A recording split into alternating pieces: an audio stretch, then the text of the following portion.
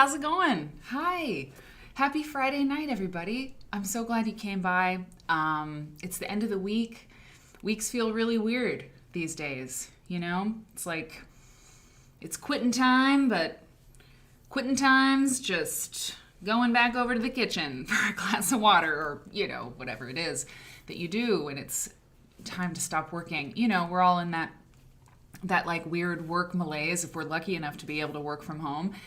And I think it's weird. We all just thought it'd be done by now, you know, and it isn't. So whatever your Friday day was, to all the essential workers, thank you for doing what you do. For everybody who's out there in the mean streets, more than they want to be, thank you. You know what's interesting? This is funny. Oh, I'm so glad to be here. You know, it was a week ago was New Year's Eve. Isn't that weird? It's weird. I glanced, when I was getting things together, I glanced at the chat, and Raffle Waffle, you said, like, it's crazier than a sack of bananas out there, or something, or you said, like, it's a sack of bananas out there. I don't know what it was, but it's my new favorite thing. I heard a great expression a few months ago. Someone was calling somebody, like, they wanted to say somebody was, like, a jerk, and they said, he's an ankle. What an ankle. Have you ever heard that? What an ankle, that guy. He's just a real ankle. Anyway, so I've been doing some cleaning up, and oh yeah, so I should be live on YouTube. Marion and Robin, I'm doing the stream. I see Robin and I see Marion in the YouTube chat, so that should be going, Padma. It should be going. Hey, it's Raffle Waffle. I saw you, Ivy Kadivy. The days are the same. I'm feeling you. It's okay. Elaine and Dana. Chris Mass. Hey, Chris Mass. Padma. Nancy. Sue. Dee Dee Brew Crew. My micro brew goddess. I don't know. I just see you that way. Kristen, hello. Dana. Okay, I'm reading the context clues. You have COVID. Oh, your husband has COVID. Okay, and you're taking care of him. You're in a small apartment. You can't isolate. I know. Eric, this is 900 square feet in here. If he gets it, I mean, isolating just doesn't, you just really can't. I mean, anyway. So, you're feeling okay, but you'll probably get sick. I'm so glad you're vaccinated too. That vaccine is a shield, you know? It's not gonna, of course, you know, they never said it was like, you'll never get COVID if you get this. Of course, we all hope that'd be true, but it's a shield, you know? It puts this layer of glass, right, between us and that gross bug. I don't want to get that bug. My sister just had that bug. It's terrible. Oh, a really good friend of mine too it's like 3 weeks. She's been so sick. Hey, first time chat from Kim. Kim from Kansas. I'm so glad you're here. I'm jumping right into the hellos and the thank yous and stuff tonight because I want to chat with you and tell you what's been going on, but I want to say hi. So just, and I mean, I give you a round of applause for being here. I think my applause sound cue. It's a little, I mean, it's like, well, wasn't that great, everybody?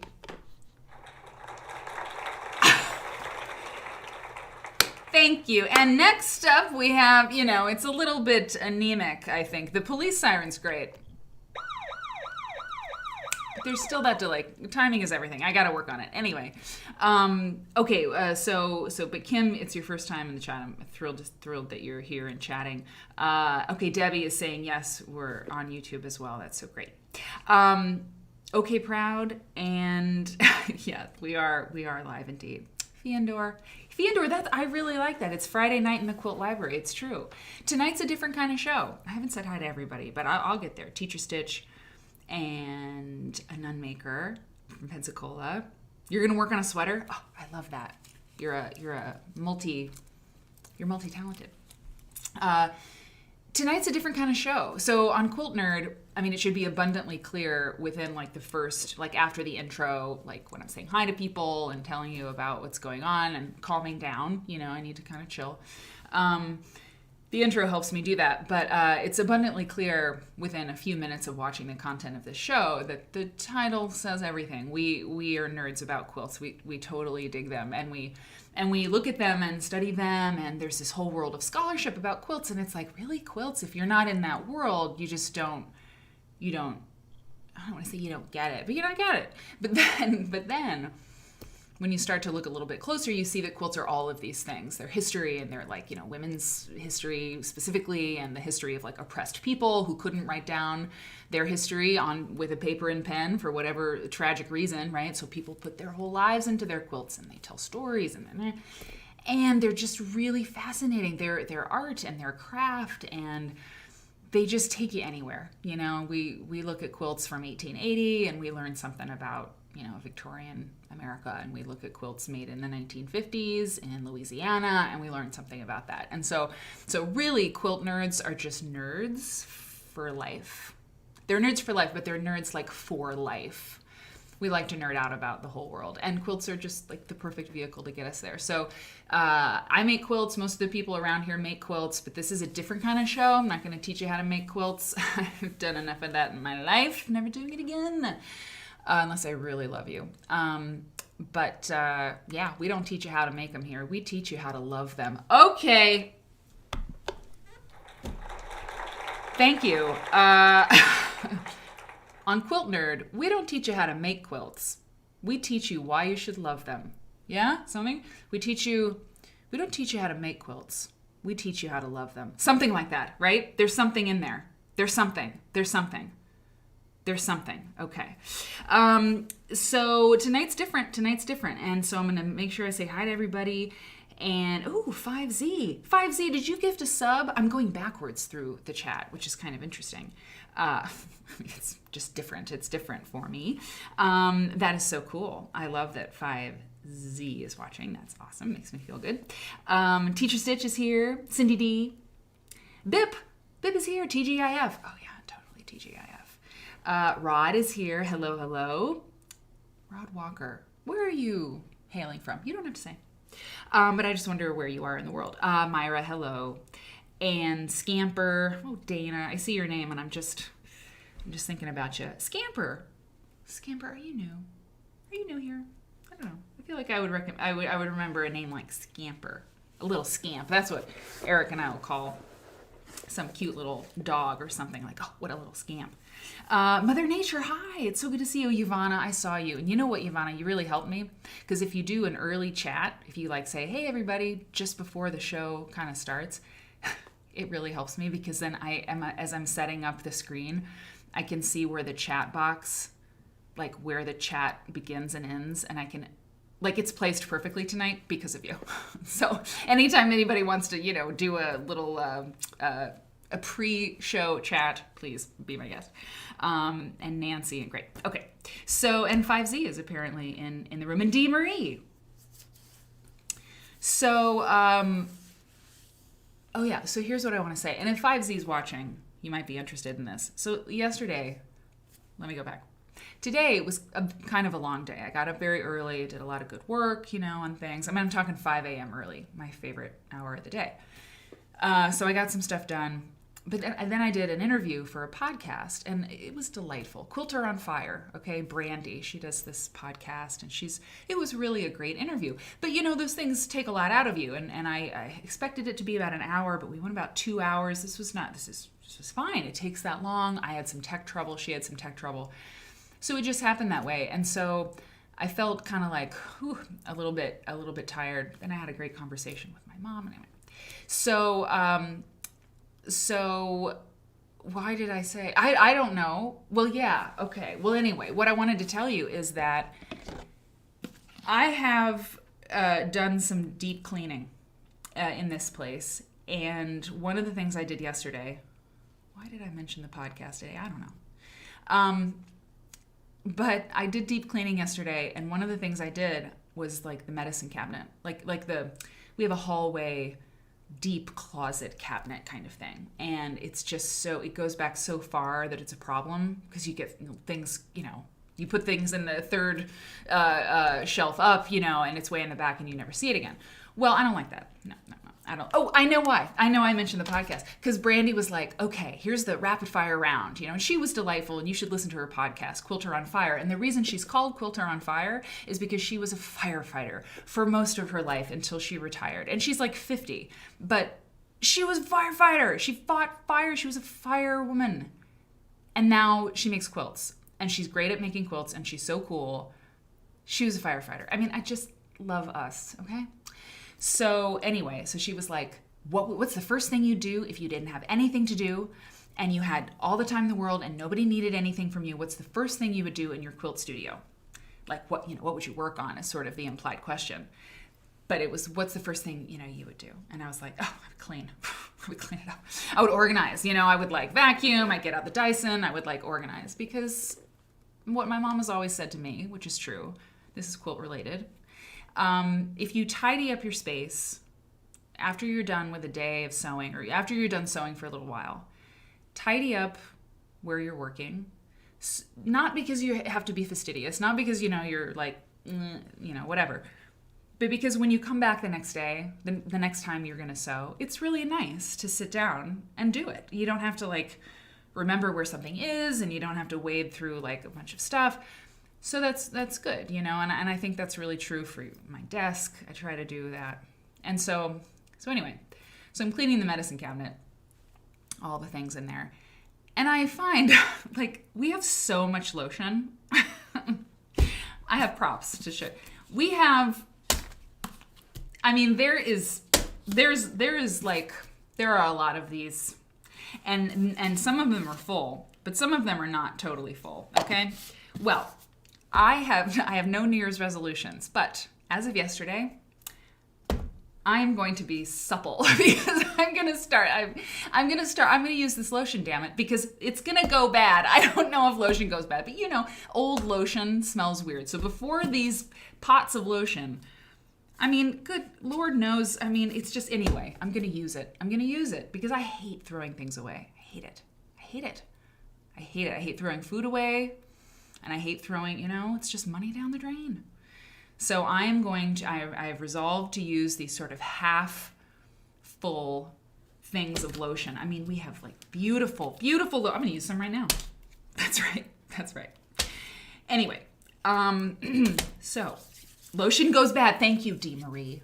I knew it. Old lotion, who wants that? And I just hate it. So I could either, now I'm going to move on right after this, but I want to say, I could either throw perfectly good lotion away, or I could have soft, supple skin like I've never had before, because I don't like putting on lotion. I don't really like it, but I will not throw that lotion away. So I am going to put it on. I'm going to slather it and see what happens. I want to see what happens.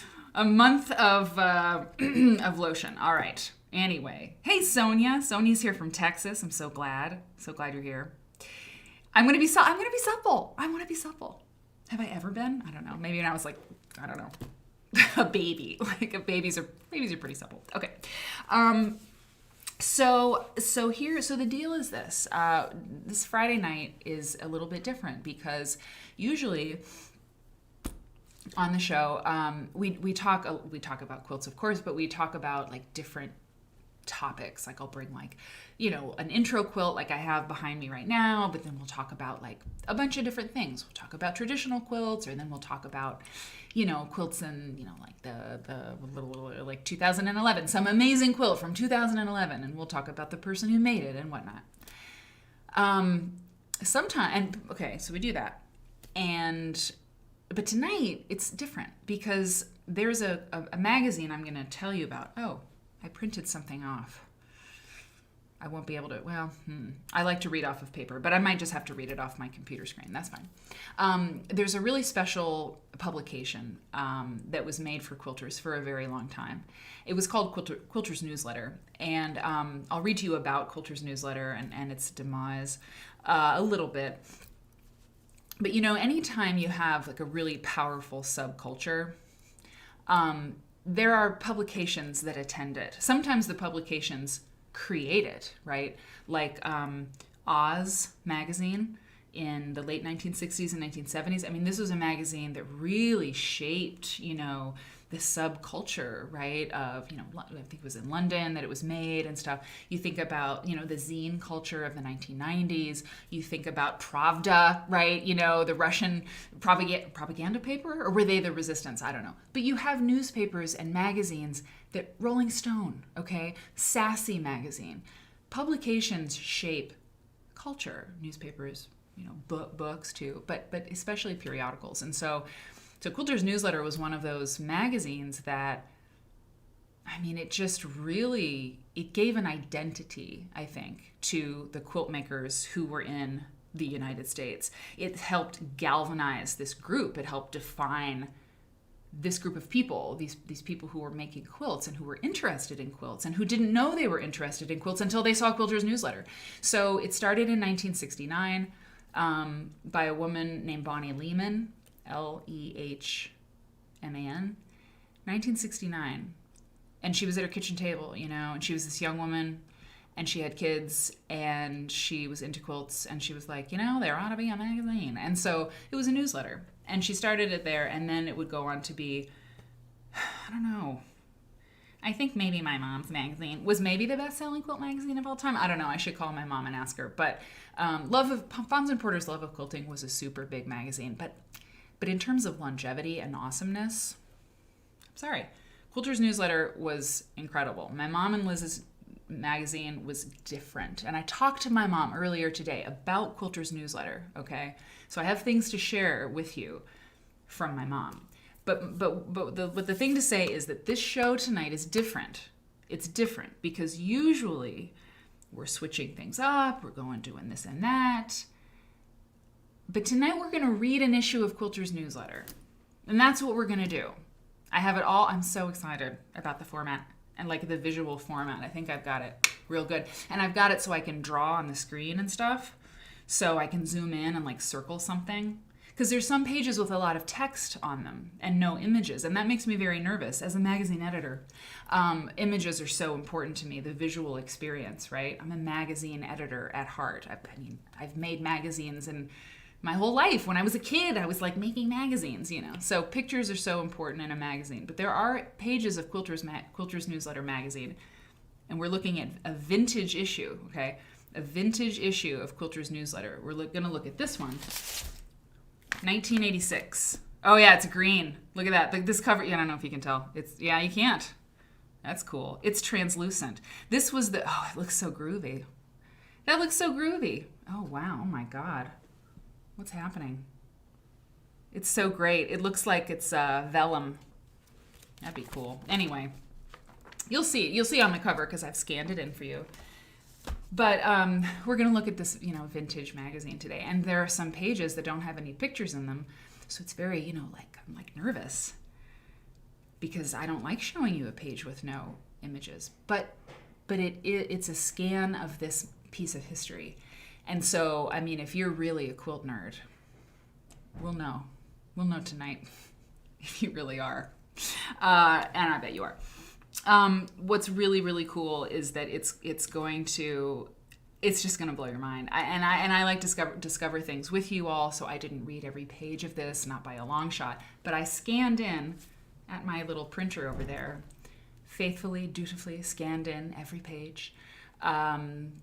So it's very high res, and I loaded them all into Google Jamboards so we can draw on them anyway.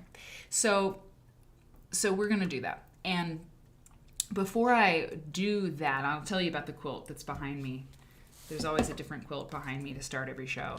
And this show is no different. But before I get into the magazine, let me just tell you what my mom said about it. And remember, this is a different format. By now, usually, I would be flipping through things and reading you things, but is this really green today? Yeah, it is. Okay, weird. It's different. And I was able to add this show at the end of a very busy week because, we're going to flip through this magazine together. So it should just, chill. Where are you going? Don't go anywhere. Where are you going? Don't stay in. If you can stay in, stay in. Just get some snacks. Have you ever wanted to just look at vintage quilt magazines from the 80s on a Friday night? Yeah? Well, now's your chance. You can do this. Just I got this. I talked to my mom earlier. It was a really good convo. And I was like, tell me a little bit about it. Because my mom was definitely around, right, at that time.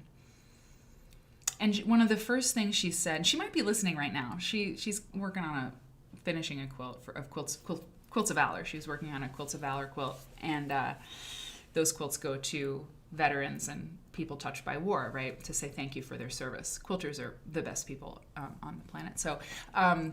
So she was like, well, Quilter's newsletter was our internet. And I was like, oh, right. Oh, I'm sorry. I'm not paying attention to the chat. I apologize. That I like to check in a little bit more. The supple quilter. That's right. Quilt Nerd After Dark. It's supple is what it is. Let's see. Ivana is having trouble. Oh, quilts like Quilter on Fire. Ivana, are you good? See, I just jumped in and I'm seeing you having trouble. Okay. Okay, I think we're okay. I think we're okay, Ivana. I need you. So I think I'm okay. Yeah, exactly. I can put on an overhead projector. That's exactly what I was thinking. It looks like an overhead. You know what's funny? Mother Nature? As I was scanning in these pictures of Quilter's Newsletter magazine from June 1986, there's an ad that we are going to see that was printed in this magazine from 1986. I don't want to give it away, but it has something to do with the apparatus of which you speak. Okay? You're going to see. So here's what Mom said. She said, Serger class. Oh, wow. Oh, Kristen. Sergers. I love that. Okay. Myra, you've been waiting for the show all day? You got out of your Serger class just in time. That's so nerdy. This is Quilt Church. We call it Quilt Church, so I can play that. But I do need the graduation song. Anyway, okay. So Mom was like, it was the internet for us. Because there wasn't an internet, right, until later. And Mom and Liz were among the very first people to be online for e-commerce, right? And there's more to talk about with that story, but they started selling fabric and books online pretty early in like 2001. 2001, is that right? Yeah. So, because I was like, oh, if it was your internet, and you're going to see why she said that. You're going to see why it was the internet for quilting. It's going to blow your mind. We're going to get to, I don't want it to take too long, but this is the context. This is important. So Mom was like, it was our internet. You know, she said, every quilt show in the country had an ad in Quilter's newsletter to let you know that it was going to happen. We're going to see that. And she said, and so I was like, so when did the actual internet happen for quilters? And she was like, well, we started selling stuff in like 2001 maybe. And so from 1969, when it was founded, to 2001-ish, Quilter's newsletter was the place where people went, you know, for like all their info. So a couple other things Mom said is, I was like, so what was Bonnie Lehman like? Because Bonnie Lehman has passed away. I believe I read she passed in 2006. I'm not sure. Around there. And Mom said the coolest thing. Y'all are going to love this. And then I'll just get on with it, and I can tell you anything else my mom said while we're looking at the magazine. But I was like, what was she like? And Mom was like, well, she was reserved, you know. She was pretty nerdy. I was like, yes. She was like, well, she really was. She was pretty nerdy. I was like, of course she was. Of course. Cheers, Bonnie. Pour one out for Bonnie Lehman. Okay, so we are going to do this, and here's what this quilt is. Okay, hang on. Let me just. Okay, great. I've got what I was going to read right here, so that's no problem. Here and then. Make it small. What's going on here? Oh, here. Oh, pop and small. Okay, so I'm very excited about what I have done with the setup tonight. The quilt here is a little bit cut off at the top and bottom, but I'm not going to do anything about it. Not tonight, because I've got everything set up, as you'll see very soon, with the magazine. It's real good. I don't want to do anything. So the quilt looks pretty much at the top and the bottom the way you would think. Okay, it's almost perfect the way it is. But you're just gonna have tonight. You're gonna have to let your imagination fill in the gaps or extend the borders, as it were. So this quilt, I picked it because I was like 1969. What were quilts like in 1960? I mean, you know, what was like a quilt Bonnie Lehman would have been looking at before or while she was like dreaming up Quilter's newsletter, because obviously she was planning it out before the first newsletter went out. So like 1960, 1969, there's a lot of cool quilts that were being made in 1960. The Freedom Quilting Bee was active in the 1960s. So there was a lot of stuff going on, a lot of stuff. But when I just did a rudimentary, fundamentally, simple Google search for quilts 1969. And this one came up, and I'll tell you what it is. This is at the National Museum of American History. It is, thank you, Elaine, it is indeed a simple, sweet quilt. Little Bird Stitch just got here. We're going to have a lot of fun. Oh, and your comment about you loved reading about everyday quilters, not just professionals. Very interesting. We're going to come back to that. A salient point. So this was made between 1950 and 1969. It's at the National Museum of American History, which is part of the Smithsonian Institute. And it is Dorothy Overall's, her name is Dorothy Overall, amazing, Dorothy Overall's flower sack bassinet quilt. Yeah, totally cool. And here's what it says. This bassinet quilt with a framed center design is made of high quality plain blue and white cotton feed sack fabrics. Dorothy Overall of Caldwell, Kansas, a contestant in many sewing events in the 1950s and 60s, pieced and appliqued this quilt on a Pfaff sewing machine. She won in a contest. In 1959, 10 years before Quilter's newsletter, she won the National Cotton Bag Sewing Contest. Now that is a proper noun. That is a thing. The National Cotton Bag Sewing Contest. That included, I have not read this before, a vacation trip to Hollywood as part of the prize. Are you kidding me? Are you kidding me? First of all, let's do a close read here. In 1959, Dorothy Overall from Kansas, please, I'm sorry. Yeah, I mean, look, it's been a week, right? Of course, it's Friday night. I have red wine. Okay. In 1959, Dorothy Overall from Kansas won the National Cotton Bag Sewing Contest that included a vacation trip to Hollywood as part of the prize. Where are those pictures? Where are those pictures? According to Dorothy, cotton feed sack fabric, exactly, cotton feed sack fabric was light enough for summer, almost as nice as percale, and the colors didn't fade. Cotton sacks for flour, animal feed, and other commodities were produced in many colors and prints. That's right. Flour and feed companies found that their sales were often influenced by the popularity of their sacks, which were used for clothes and household items. That's right.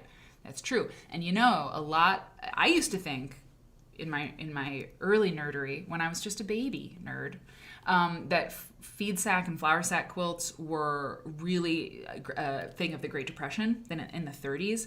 But really, sources tell me who know, it was really a bit later. It was really kind of more like in the 40s. And look, this one was made between 1950 and 1969. So the idea that the feed sacks and the flour sacks were, it was this reuse thing and people in the Depression were using them. Of course, everything is possible and true and whatever. Well, not everything is true, but it's really more true that they came a little bit later, which is interesting. It's not, I was surprised by that, right, when I learned it. So it's a bassinet quilt, and it's made from flour sacks, and Dorothy Overall made it, and she made it, and she won. Wait, no, she won the sewing machine that she made it with. Won her a trip to Hollywood, California, in 1959. So I want to know more about the National Cotton Bag Sewing Contest. Where are those quilts? You know what? We have to look at it. Nat Cot Bag Sewing Contest. You know who's going to know about it? Mary Kay Waldvogel. She's going to know all about it. So that's the quilt. Isn't that cool? I just think it's so great. Gift of Mrs. Dorothy Overall to the museum. It's in the National Museum of American History. Cool. Very cool. We have lots of overall Overall's in the chat. That's awesome. Okay, cool, man. All right, so, Debbie is saying in YouTube, I'm thrilled you're giving Quilters Newsletter Magazine the time and recognition it deserves. And let me say, too, Mary Kate Carr-Petras, if you are out there and watching the replay, and I'm going to text you. I should have texted you before this and told you that I'd be giving you love. But Mary Kate Carr-Petras, MKKP, is a delightful person and an extremely talented person. And she was the associate editor of Quilters Newsletter for a very long time until it closed. And she's extremely, like I said, extremely talented, delightful. And the drinking game that we played once, when we take a shot anytime somebody says, these aren't your grandmother's quilts, she and I she's my partner in crime on that. We were having a conversation at QuiltCon, I think in 2015 or something. We were like, it's the terrible, and we're like, you ought to take a shot, So it's Mary Kate. Okay, so she was the associate editor at Quilters Newsletter, and Mary Kate we had a bond because we're both Mary Kates, Mary Catherine, we're both Mary Catherines. And she did a lot of the Quilters Newsletter when they did videos on YouTube, so you can see her on the internet because she was doing those tutorials and things for Quilters Newsletter. So shout out to Mary Kate. I think you're great. And you're Mary Kate's great. And thank you for doing what you did to keep that magazine going before it was closed before it was felled by the evils of corporate greed. I'm sorry. I'm not a communist. I'm not socialist. Don't freak out, okay? But capitalism, corporate greed destroyed Quilters Newsletter. There's no other way to say it. It is plain. I was somewhat on the inside of all of that stuff, so I can tell you, what I know, and it's just a tragedy. Anyway, okay, let's look. Sorry, it's a tragedy. I'm going there. I'm so excited. I hope this works. Oh, God. I hope everything works because I want... Okay. Oh. So look, the chat's going to stay on the screen tonight because I made the... Look. Okay, it's going to be even better when I do this. See? Look at that. Okay. Oh. So there's just one page on the cover. So this is what this is going to look like. But as we flip, it's going to be like this full screen, but then the chat's going to stay on the screen. Yeah, okay, cork quilts. Hey, Cheyenne, thank you for you're amazing. Thank you for those images. They're going into a big file of potential Quilt Nerd merch ideas, and yeah, thank you. So anyway, this is how it's going to go tonight. So the chat can stay on the screen, which I think is totally cool. I hope the YouTube chats are going to go in there too. I hope so, even if there's a little Russian... Cyrillic bot putting things in there from time to time. That's all right. Russian bots or Cyrillic bots need love too. Okay. So we're going to go through, and here's the cool thing about the way that I've got this set up. Thank you for my Jamboards tip months ago. Who sent me that? Jill? Was it Jill? Anyway, check this out. Look what I can do. What if I'm like, oh, let's isolate this part of the magazine. Look at this thing. Look, everyone. See, I can draw. I can see. Okay, good. Padma, you can see the chat in YouTube. That's awesome. So, that's kind of cool. We can zoom in and I can draw on it and I can erase it. So who knows? We might need that, especially on the pages that really have a lot of text. It might be good. And it's this one I have to really use. Every 20 minutes. No. But I am going to be lotioning up. Oh, God. Remember that horrible Silence of the Lambs? Oh, God. There was a lotion thing in there. Okay, I can't think about that. All right. So let's dive into this. So this is Quilters Newsletter Magazine, June 1986, issue 183. It was $2. And it says Quilters Newsletter Magazine, the magazine for quilt lovers. Now, already, there's something different about this magazine. In my experience, when I pitched the idea for Quilty magazine, I made like a mock-up. I wanted to do, here's what Quilty magazine would be like. And I pitched it to the Fons and Porter Company. Okay. And on the cover of the mock-up, and I have it, I could show it to you, there's a quilt, a flat shot. In the business, we call this a flat shot. Okay? It's a flat shot of a quilt. And these are great. You want to see the whole thing. And so, that's flat shot. So there's a flat shot on the front of my pitch because I thought that was the way, it ought to be, right?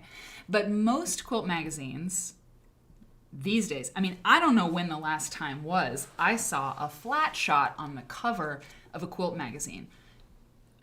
When's the last time you saw it? Probably Quilter's newsletter, or maybe Quilter magazine, the American AQS did a really beautiful magazine for a while that had flat shots sometimes. But usually it's style shots. It's a quilt draped on a chair. It's a quilt on a bed-ish. It's a quilt on a log pile or something. But this is not the way they did it. It was not style shots. The quilt was on its own. It was placed... It was a flat shot. You saw the whole thing. And I'll tell you something. Listen, people, yes, thank you, Myra. Exactly. Puts the lotion in the basket. Exactly. God. So you're getting a little inside scoop on this, right? Because I edited a quilt magazine twice for a lot of years. So style shots are not easy. If you, they can be really bad. You've seen some bad ones. In fact, I've thought about doing a segment of the show with like the worst style shots I've ever seen, like really bad quilt style shots where the quilt just looks like it's fallen from a great height and it's like deflated and awful. And then some of the best quilt style shots I've seen. But a quilt like this, first of all, the person who made this does not want you draping this over a pile of logs, okay? Or a chair. No. It's very hard to get a good shot of a quilt on a bed at all, whatever it is. And then also, the beauty of this quilt is lost when you start folding it and draping it over a couch. So it's interesting. You don't get a sense of place with a cover like this. You don't get ambiance, but you get the quilt in all of its glory. So it's just an interesting change. It's an interesting change because I don't think, thanks Kristen, I like that jingle too. It's an interesting difference. And listen, like I said, this is some nerd stuff. This is hardcore nerd stuff. This is a little bit different than the normal show. We're always nerdy, but this is a deep dive into one magazine. So lingering on the cover this long, that's right. Maybe I should teach a class. Maybe we should all teach a class in hardcore nerding out on a vintage magazine. Okay. So, you know what I'm saying? SJ. Oh no, SJ, I'm sure you have very good style shots. One of the style shots I don't understand is when people stand on a beach or, God, I hope this isn't one of yours, but you stand on when someone stands on a beach or something and holds up a quilt, and so there's someone hidden behind a quilt and they're holding it up, like this, and then their little feet are sticking out below. I don't know. I don't think it works because it's like we see you, but we don't get to see you. I don't know. It's weird. Okay. Anyway. Yeah, I know Robin. Robin's saying I hate it when you can't see the whole quilt. And I agree. There are some quilts that, like a beautiful log cabin. Beautiful log cabin, it's great to see it, draped in a beautiful way. And a quilt like this is not good. You don't want to see that. You don't want to see that. You want to see that business? Look at this work. Okay, well, by the way, we can really, I scanned at 600 DPI, people. So we should be able to see some good stuff. Look at the quilting on this. It's so great. It's so great. And we've got the whole magazine in, ready for us so we can see who even made this and everything. Mary Kate! Oh, Mary Kate! Mary Kate is in the chat. Mary Kate Carpetras is in the chat, the former associate editor of Quilters Newsletter Magazine. Mary Kate, I love you, and I should have texted you before. I was saying, I should text Mary Kate that we're going to talk about Quilters Newsletter, and we're going to sing its praises. And I saw earlier on the social media, you were like, I don't know if I'll ever recover, that it's gone. I completely agree. Everybody in this room agrees. And thank you for what you did to stem, to put your finger in, what is the phrase? Well, you did what you could to like keep it going and keep it magical, and we appreciate you. Really, thank you. It's good to see you. I can't see anyone, but you know what I'm saying. Okay. All right, so let's do it. Let's nerd out on this thing. Okay. Yeah, Ivy Kadivi, that's a really good point. Similar to art journals. That's right. It's an artful way to do a cover, right? It's not about lifestyle. That's a really, really good point. It's not about the lifestyle of a quilt. It's about the quilt, right? It's really interesting. Kelly Naher, hey girl. That quilt deserves its own wall. Totally. And yeah, L Riggs, hello. You want to see the whole quilt? I get you. I feel that. Sand, please. Indeed. Hey, so VR. So you VR. Anyway, I see you and I'm glad you're here. Okay. Guilty of the beach shot. Damn. Okay. It's cute. There's a cuteness to it. Anyway, the quilt twist. Yeah, I know. There's a lot of... Okay. By the way, taking pictures of quilts is also really hard. So anybody who actually gets it done, much respect. You have wine. I have wine, Mary Kate. You might cry. Listen, I cry every day. I said that on this interview I did today. I was like, I cry every day. And then I cried 3 times on the interview. Okay. So let's look. So 1986. Remember, we were talking the other day about hoops. Quilts and hoops. It was such a thing. And you know what? I have to say, I mean, the quilts that are in these hoops, first of all, now I can use my little pen. Hang on, I gotta use my little pen. Oh, where's my pen? Hang on. Oh, here it is. Hang on, I gotta get my pen. My marker. You know which one I love the best? I'm gonna circle it. I could just point it out. Okay, it's really hard to draw. But it's awful. I really like this one. I like it a lot. I think it's great. This one with the house. It's really, really good. There was a lot of pictorial stuff happening. I mean, look at this little bear and the watermelon. Oh, let me circle it if you don't see it. Yes, you see? But this was really a thing, right? Here's more of these hoop quilts. And so they're traditional because this was the style of the time or what was in vogue, but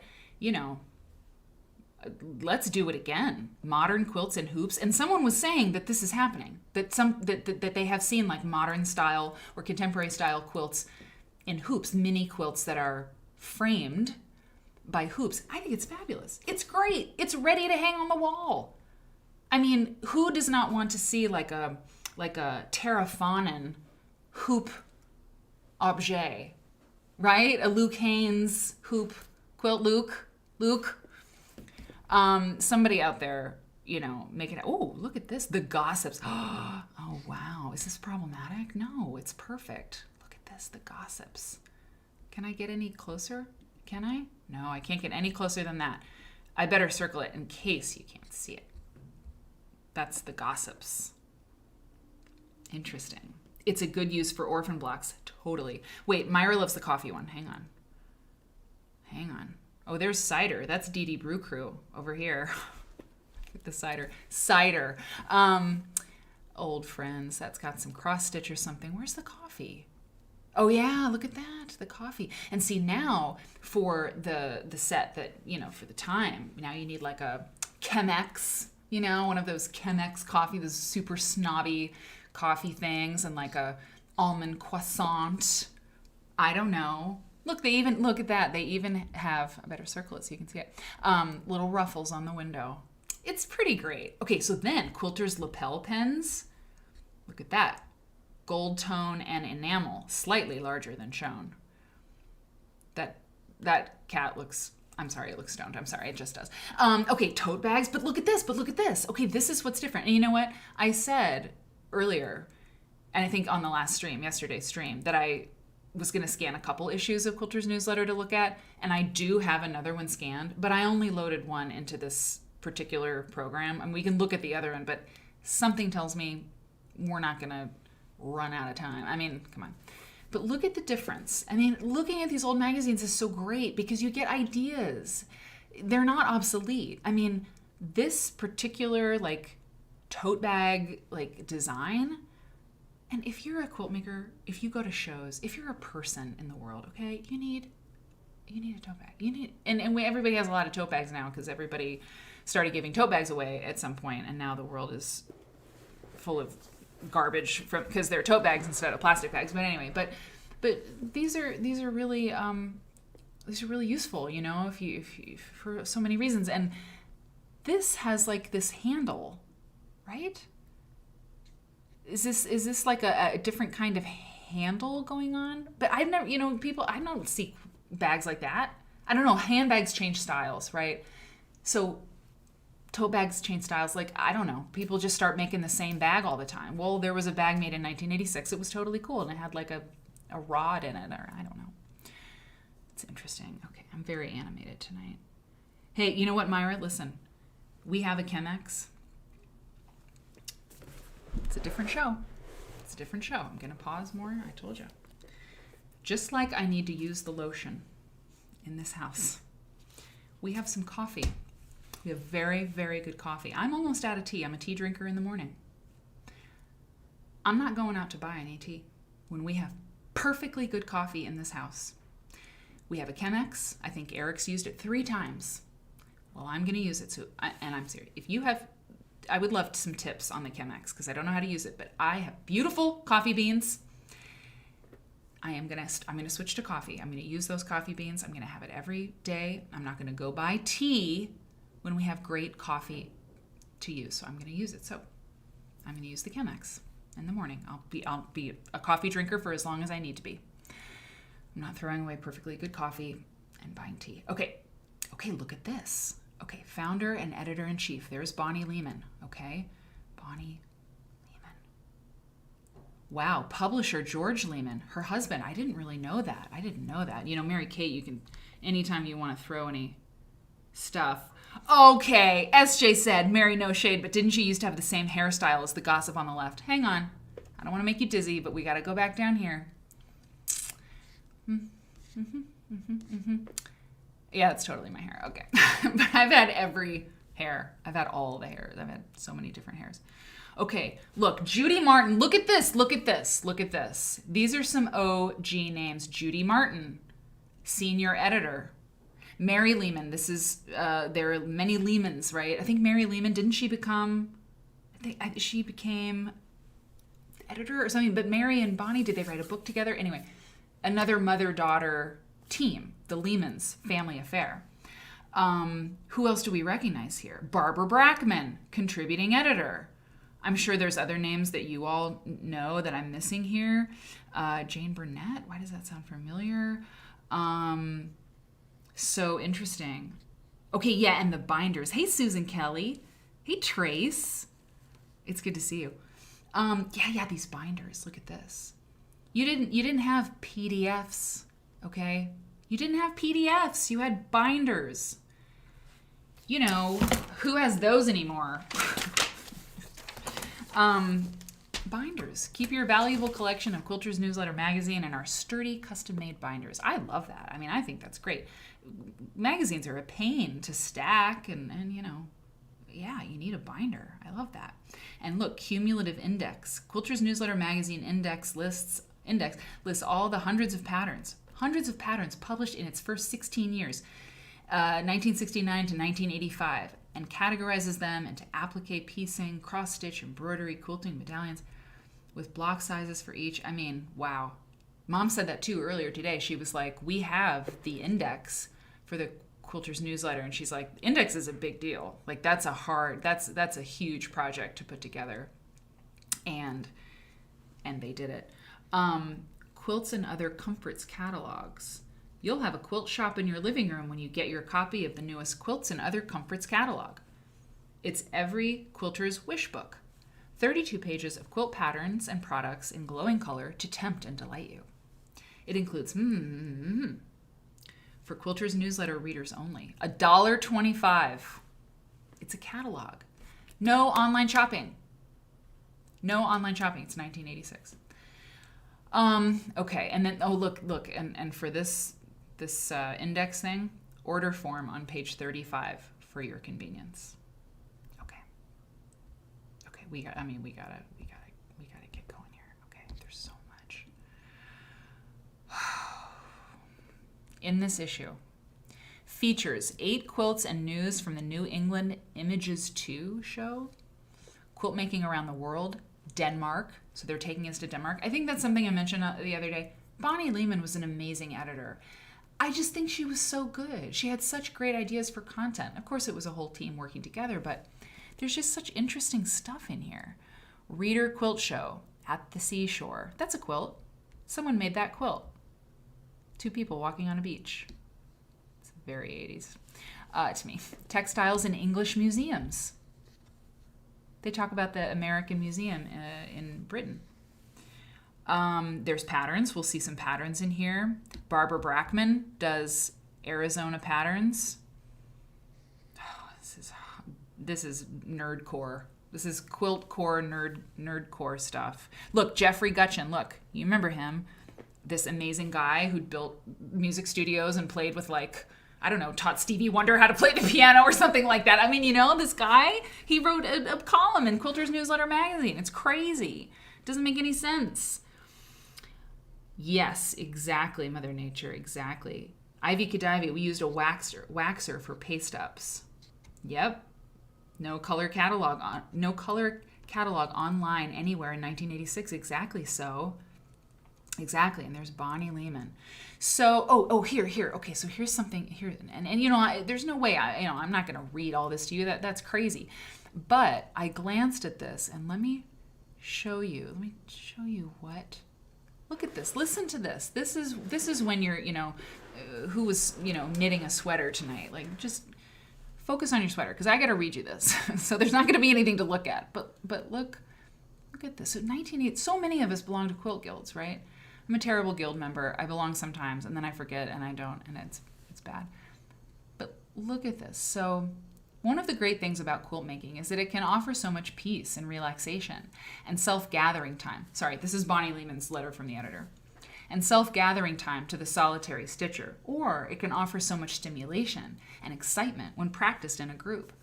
Guild members feel lucky that they can have it both ways, working alone when they feel like it, or sharing quilt time with others when they feel like it. And I didn't read the first sentence of this letter, which is what she says, quilt guilds have been on my mind. Okay. I know that to many of you, involvement in your guild is very important. Besides educational and social benefits and helping in improving your craft, guild membership offers general support for your interest in quilts and the opportunity to accomplish more than you might if working alone. More and more of you are discovering that when you join with others who share your interest in quilting, your enthusiasm and energy are increased many times over. This latest edition of Quilters Newsletter Magazine Directory includes 736 guilds with 69,000 members. I'm skipping. The large number of quilters belonging to guilds in this and other countries is an important influence on the growth of quilt art and activity. I mean, quilt guilds, when did you, is anybody, how long have you been in a quilt guild? I know that there are people watching this show who are in their 30s because we know you. And then there are people watching the show who've been quilting for a very long time, who have been quilting for more than 30 years. It's a really big range, just like quilters are of every age. So, guilds just weren't always a thing. By 1986 they were, but I don't know. It's a snapshot of history for the quilt guild thing, okay? And it's just really interesting to me. Okay. That's good. That's great. Yeah, Curated Quilts is a good magazine too. Okay, what's new in news in quilting? This column is a regular feature in which we try to keep you up to date on happenings in the quilt world. And they're like, for any news item you send that we can use, we will extend your subscription by 5 issues. Wow, that's like a hot tip. Look, International Quilt Festival and contest planned for 1988. International Quilt Festival and contest planned for 1988. If you're in the industry, this is just crazy. This is crazy. 10 years. Susan Kelly's been making quilts in a guild for 10 years. Quilters Newsletter magazine readers are the first to learn that plans are already being shaped for the Great International Quilt Festival and Contest 2 years from now. 2 years from now. The announcement was officially made at the Great American Quilt Festival in New York City on April 24. You guys, that was the crazy festival that my mom, remember there was a winner from each state, and my mom won from Iowa, and she was saying how like they totally screwed all the quilters and they didn't pay for their way to get to New York or their hotel, and they didn't even get a copy of the book. That's the contest. That's what they're talking about. That's crazy. A preliminary advisory board meeting was held during the festival, and Dennis Duke of the Museum of American Folk Art reports that this is crazy. Among those attending were Hazel Carter, like preeminent quilt scholar, Carter Houck, same, Bonnie Lehman, Margaret Rolfe, don't know her, from Australia, Yuko Watanabe, amazing, and Donna Wilder from Connecticut. Okay. The International Quilt Festival and Contest will take place in 1988 at New York Exhibition Pier. Interesting. It will be co-sponsored by the Museum of American Folk Art. Look, I'm going to make an X. Several of the sponsors who worked with the 1986 festival. Well, that's bad. Every continent will be represented by its fabric art and quilt makers. Also, we will not give them a free copy of the program that we put them in. They didn't quote him saying that part. Look at this beautiful quilt. Look at this. Pennsylvania Hex, a quilt designed by Irwin Rowland of New York City and presented to their Royal Highnesses, the Prince and Princess of Wales, last fall in Virginia. What? Princess Diana? I'm like shouting. I'm shouting in my apartment. You guys, this... Susan Armichael, hi. Hi, Susan Armichael. Look at this. It says Irwin Rowland of New York City. Irwin Rowland. I'm just going to write down page... We're on page 3. Good God. Quilters Newsletter Magazine, June 86. Presented. It says presented. Presented to their Royal Highnesses, the Prince and Princess of Wales, last fall in Virginia. News item on page 6. I mean, that's gorgeous. Isn't it gorgeous? It's so perfect for Diana. It is, though. I love that. I love that. Cool, man. Okay. Quilt, this kills me. This kills me. And I'm not making fun. I'm just saying it's a whole different world. Quilt videos. Learn quilting at home with our new videotapes. You can learn any aspect of quilt making, from the basics of pieced or applique projects to popular techniques. Plus, you can do it all on your own. Send a self-addressed stamped envelope to Department B1 for our latest brochure. I mean, it's just, hey, look. Here's Gutchin Patchworks.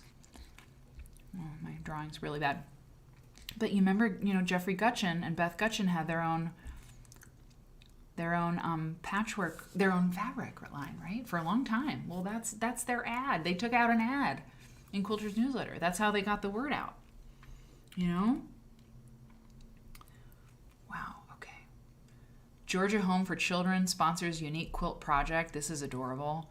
Look at these people. I mean, here's the thing. This is the problem. There's no Quilters Newsletter.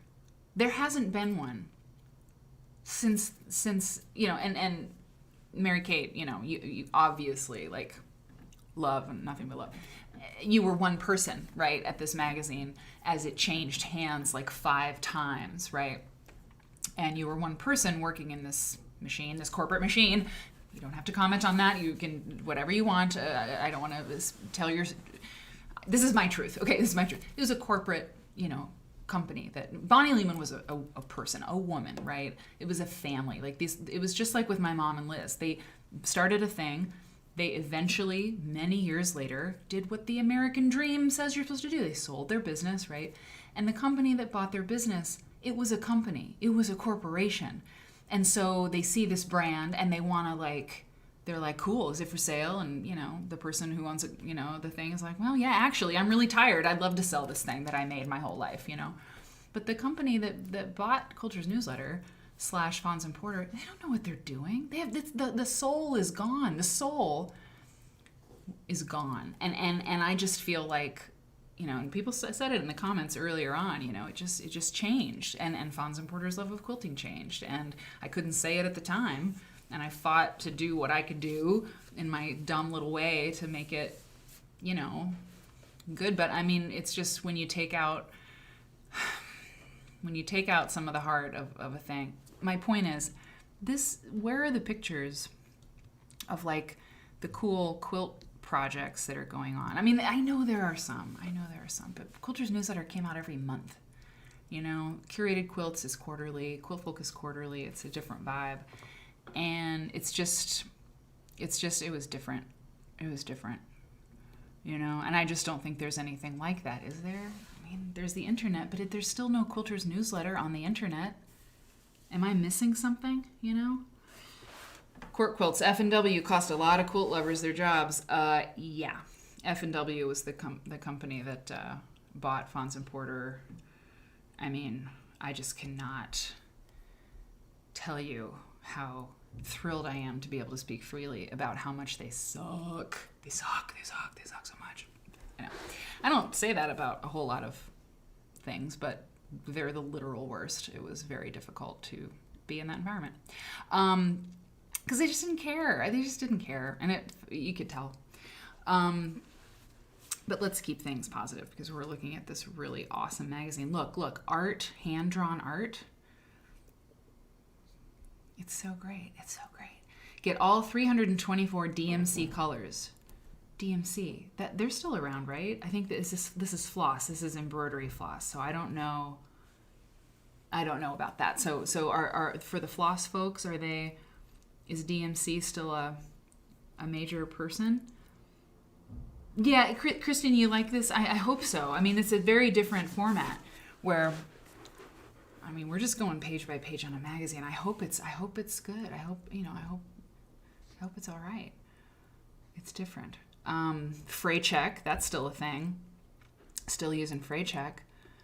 Rolling needlework frame keeps stitch tension smooth and even. Rolling needlework frame. Sturdy storage box. Look at this. This is just, I have to stop saying crazy. This is crazy. It's very, very different now. That is a sturdy storage box. Where, if you needed something like that, where would you go for it? Amazon, probably. Not everybody would, but it's the kind of thing, plastic compartment storage item, but here it's this drawn thing with a bow around it. It's different. I'm not trying to say that like everything is terrible now and everything was great back then, because that's silly and untrue. But it's just so different now. Sturdy storage box of crystal clear acrylic holds 2 yards of 324 colors on our organizer cards. Partitions and snap-tight lid keeps floss secure when traveling. $5.99. It's just really interesting. It's really interesting. Oh, M. Hicks. Oh, thank you so much. I missed the article about the quilt for Charles and Diana on the previous page. Okay, hang on. Oh, yeah. Okay, oh, yeah, that's it. Thank you so much. I'm so glad. Oh, yeah, okay, look. JCPenney Company commissioned. Thank God you're here, M. Hicks. JCPenney Company. Let's get rid of these. Yeah. Commissioned quilt for British royalty. Are you for real? A quilt, I'm going to read this, okay? A quilt described as a, quote, bright and whimsical Pennsylvania hex design made of old-fashioned calicos, unquote, was presented to their Royal Highnesses Prince Charles and Lady Diana by W.R. Howell, chairman of the board, and David F. Miller, president of the JCPenney stores. Tell me the quilt makers were there. Whatever, let's continue. During the royal couple's tour of the JCPenney store in Springfield, Virginia last fall. Oh my God, are there pictures? Newspapers.com. JCPenney commissioned the quilt especially for the event. Wow, this is great. Hey, Michael. Yeah, Susan R. Michaels. Okay, somebody was saying hi. I had to say hi. Okay, DMC is still a thing. Okay, good. Quote, the motifs are symbolic of those people who originally came to America from Europe and have special meanings that have been handed down through generations, unquote, a JCPenney spokesperson says. The quilt includes an appliqued eagle representing strength and courage and the patriotic symbol of the U.S., oak leaves and acorns, courage and fidelity, stars, representing luck, success, and happiness, and hearts, representing love. The heart motif is included among the quilting designs. All hand-stitched, the quilt was made by American quilters who are 5th and 6th generation quilt makers. Let's look at the quilt once again, because it was really pretty. It's really nice. It's kind of got a fracture vibe, right? A little bit with this up here. And the circles with the it's really neat. It's really, really neat. I like it a lot. I'd be interested in more on that story, you know? Susan or Michael, you're right on time. You're in my heart. You're just never far. Okay, so, oh, look at this. Okay, no, so now we get to some quilts, right? Now we get to some quilts. Okay. Okay, McDowell quilt highlight. This is what is crazy about Quilter's newsletter is like, I told this to my mom. I was like, there were just so many traditional quilts and art quilts or artsy quilts, experimental, you could say, in one magazine. I feel like this, you know what, this spread says it all. This one over here. Oh wait, am I a little bit? Oh yeah, hold on. I'm running off the page a little bit here, aren't I? Hang on. I can fix this. Well, it's not. No, I don't like that. One second. Here we go. We can do this. Okay, so this Lone Star, Star of Bethlehem, down here in the lower right corner. It's so traditional. It doesn't get more traditional than that quilt. But on the same spread, which is all these different items, you know, it's so timely. There's so much going on. You know, they're like, we got to get this item in. This is the what's new section, so let's get this in about the New England Images 2 show and the stained glass quilts gathered for Kentucky show, you know. And it's just packed in here. There's so much content, and I think that's what's so disappointing about quilt magazines after a certain time. It was like there was no content. It's just patterns. And I haven't looked at some mainstream quilting magazines in a minute, so, you know, I'll just bite my tongue if I'm wrong. But I know that the world I grew up in, and I told my mom, I was like, Mom, I came of age in a quilt world that is so deeply commercial that to find your way out of that, to like find your own voice as a quilter, I'm serious, is no small task, because you have to get past this wall of product, but the thing is if the wall of product wasn't there, we wouldn't be here, because this industry is so huge. You know, it's like it's so big, $4 billion a year roughly, that it creates more quilters and it creates interest and it's fun and we have all the toys and like it's so great. But the magazines, look how much copy is on this. Mary Kate, I mean, I'm bad at judging word counts like this, but like, I mean, each of these items is like 300 words, 350 words. Well, maybe 300 words. It's just a lot. It's a lot of copy. There's as much text on the page as there are quilts. That never happens. That never happens in a quilt magazine, it seems like, that has patterns and ads in it. Okay. Yeah, it did look a little Dutch too, Padma, I agree. So I think this quilt is really cool. Wait, where's my, you know what I have to do? This is what I have to do, hang on. Oh yeah, here. That's what was wrong with that. Okay, cool. This is great. This quilt, I like this a lot. I think it's really groovy. It's really groovy. Have you ever made a quilt like that? I mean, I kind of feel like at my next quilt, you know, it should maybe be like this graduated 1980s art quilt mood. I mean, it's cool. It's just really, we keep looking at this stuff with this like polyfill batting and everything, you know, these like Nancy Halpern, oh, isn't that pretty? This colorways that are just sort of, I don't know, kind of muted, and I don't know. I think it's really cool. Everything comes back around, you know.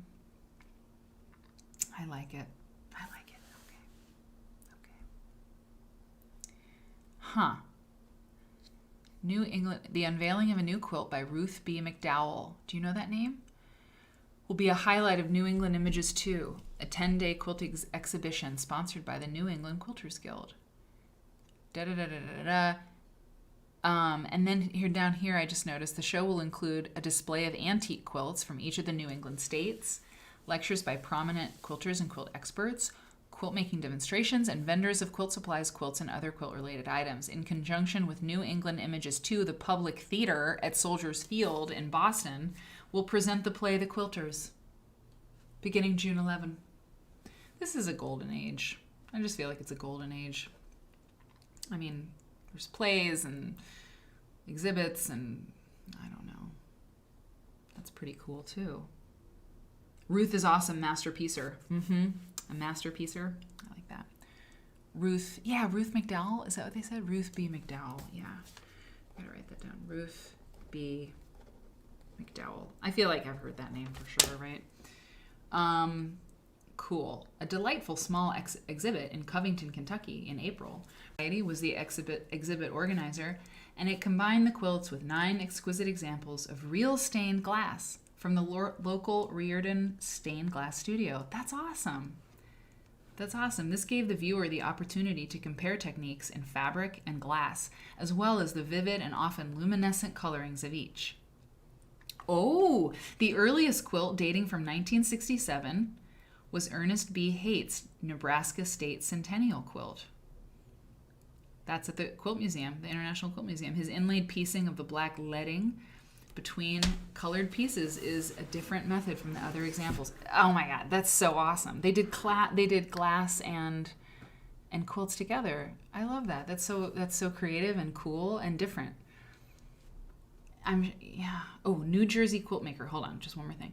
What is this quilt down here? New Jersey quilt maker donates work to National Hockey League Hall of Fame. What? I need a chip. Look at this. Okay, so let me just say, hold on. Princess Diana and Charles, stained glass, hockey. There was a touch of the Garden State in the National Hockey League Hall of Fame last February. It's ridiculous. A handmade quilt designed and quilted by Barbara Dannenfelser of Stillwater, New Jersey, was accepted for the Hockey Hall of Fame and Museum by M.H. Lefty Reed, its director, at a press conference it's important. Co-hosted by Phil Esposito, an ex-New York Ranger player and recent inductee into the Hockey Hall of Fame. Barbara made 2 identical quilts entitled The Spirit Returns to commemorate the 1985 hockey game reuniting members of Team Canada 72 against a team of retired National Hockey League All-Stars. The second one was sold by a sealed bid to raise money for the Phil Esposito Foundation, which aids ex-hockey players with drug or alcohol problems. What? Wow. Amazing. If you just joined us, we're looking at a quilt magazine from 1986. Some of the pages have more color on them than this one that we're looking at right here. But it's look at the ads. Look at the ads. TJ's Quick Quilter. No more sore fingers. Hold Quick Quilter in your left hand with thumb placed in the bowl. See picture A. The Quick Quilter is to be held under your work. Wait, what is this? Look at this. We have revolutionized quilting. Sorry. That seems kind of funny to me. This little burst. I have to circle it because I can. We have revolutionized quilting. The Quick Quilter. Okay. Do you have this? What is this? It's a little poker. It's like a poker. The Quick Quilter will form a ridge on your working surface. Right side. This ridge which the Quick Quilter is creating.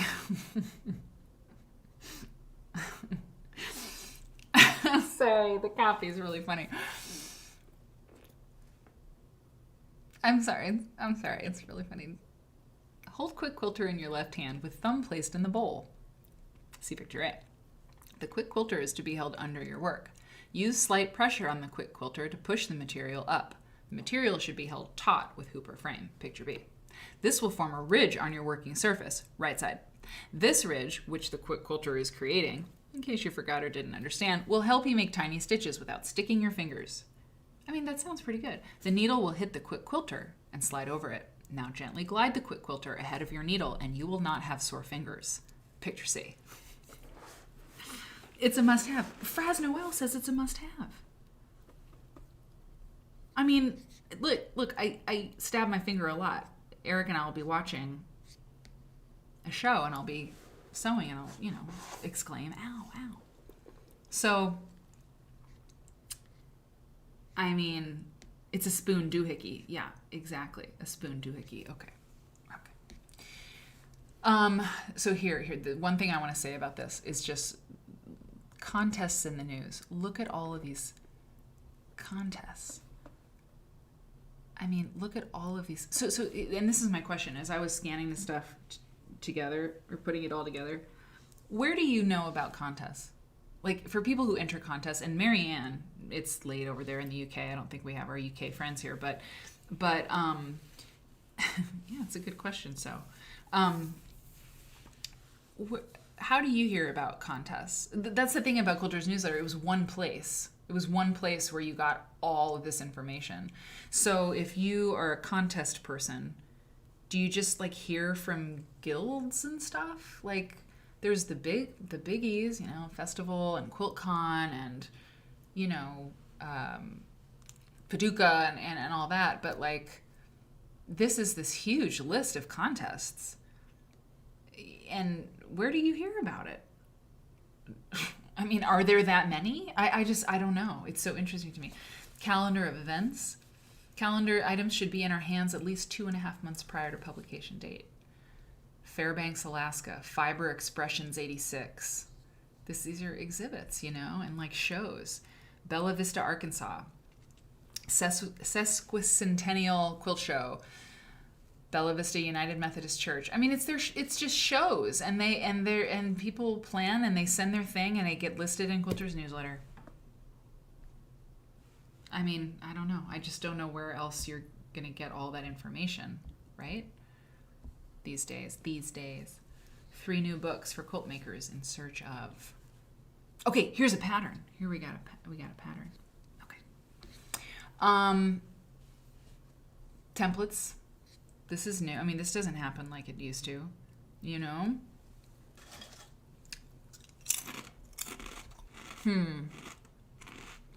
So, what do you have to do? You have to blow this up, right? I mean, it's not that little. So how do you does it tell you how big you have to blow it up?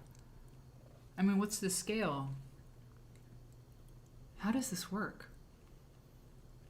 Okay, Susan R. Michael says, call for entry. Cafe.com. Call cafe.com? Call for entry for fiber art as well as the Philadelphia Fiber Guild page. Okay, that's interesting. Oh, and Brian Lewis. Hey, Brian Lewis in YouTube land. Brian Lewis says the quick quilter is still around. Jenny Beyer uses it to do all her hand quilting. Oh my God, I shouldn't do this kind of content because I'm like, quick quilter, it's so adorable. It's so funny the way people used to talk, and now Jenny Beyer is like, I invented it, and then I feel very silly. That's totally cool. It does make a lot of sense. I just liked how they said, what's happening is that the quick quilter is doing it. Just the way they said it was sort of charming in its way, but that's awesome. She uses that or something like it, Brian says about Jenny Beyer. You would make so Quilty Nancy says you would make a stencil on tracing paper. Right, okay. Okay, that makes sense. Make a stencil on tracing paper. And then, but wouldn't you blow it up? I mean, because how do you size it up? Because this is the size of a magazine, right? So don't you need bigger pieces? Do you just blow them up at like 200% on a photocopier or something? I don't know. The other Mary Kate, fun fact. This is great. Carolyn Maslumi started the Women of Color Quilters Network via a classified, no way, really, in Quilter's newsletter because it was the only place to find like minds or hands. That is amazing. I did not know that. That's so great. It was a classified in Quilter's newsletter. Oh, Carolyn Maslamy is a goddess. And the Women of Color Quilters Network is still going strong many years later. Do you know what year that was, Mary Kate? I mean, it's Googleable, but I don't think I should try to do it now. Yeah, right, Quilty Nancy. Kelly, I've got the same question. So you would enlarge it on a copy maker?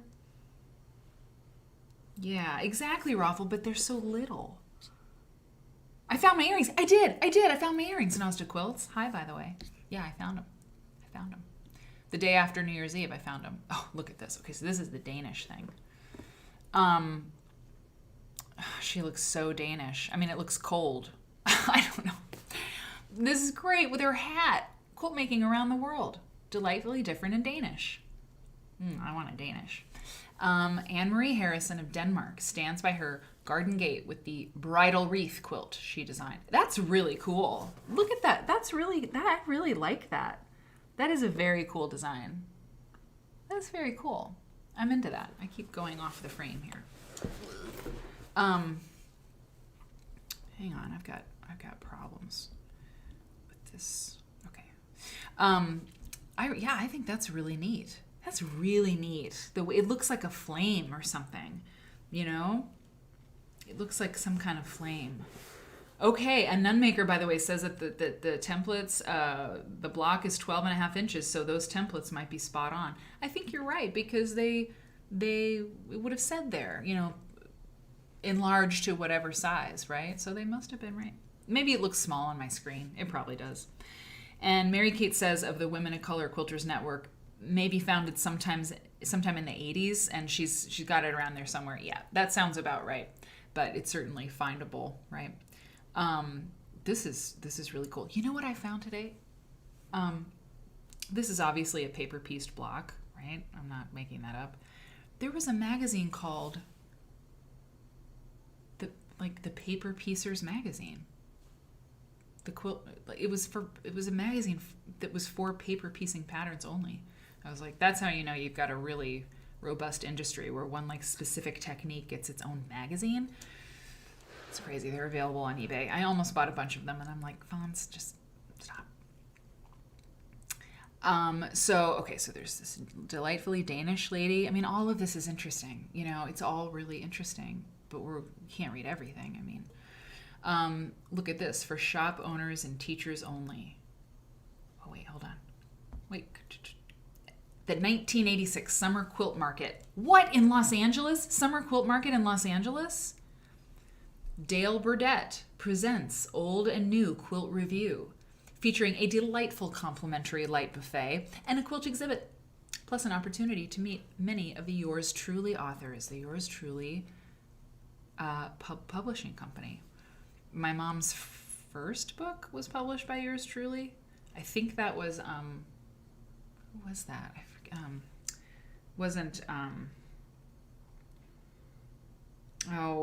Her name's on the tip of my tongue, but I can't think of it. Oh, it's Dale. Yeah, Dale. It's a woman, right? Wasn't that her name? It was Dale. Anyway. Okay. So here we go. Yours Truly authors. Look at this. Learn from the Yours Truly authors such as Mary Ellen Hopkins, Jean Wells, Susan McKelvey, Mary Fons, and Liz Porter. There it is. I was wondering when we would see it. You were an LA kid. You could have gone. Okay, that makes sense too. There's and Harriet Hargrave. Look at that. There's Harriet Hargrave. All of these names. And you know, my mom said something. I brought it up. I was like, everybody who's younger in quilting now, they look at the people who are older, like my mom and Harriet Hargrave and Jean Wells, and they forget that they were all young. I mean, this is in 1986. My mom had her third child, my younger sister, in 82. So mom was like a young mom. My younger sister was 4 years old, and mom was going to LA. Like, whoa, wait, when did mom go to LA to do some cool quilt market? I don't remember. I mean, she was always traveling. I was a latchkey kid, but that's for another show. Anyway. But that's totally cool. And they were all like, young moms and like working. So was Bonnie Lehman. Everybody was like just making it work, building an empire, It's so cool. So cool. Okay, quilting thimble. This is cute. We won't look at every single thing. I mean, we can't be here all night, but I kind of want to be. But new quilting thimble, the thimble you hold instead of wear. Replace traditional thimble with new method. Ideal for old and new quilters. Old and new quilters?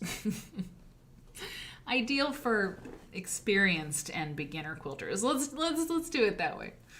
Ideal for old quilters. That's not the best. Lost many happy hours of quilting because of sore bleeding fingers under the quilt. Found no problem with Aunt Becky's finger protector for smaller, more even stitches and no more ouch. It's great. It's great. You have one of these, Sue? Alexandra's Homespun Collection. That's interesting. Wow. Okay. See, I mean, it's Alexandra's Homespun Collection. We breathe 18th century life into 20th century furnishings.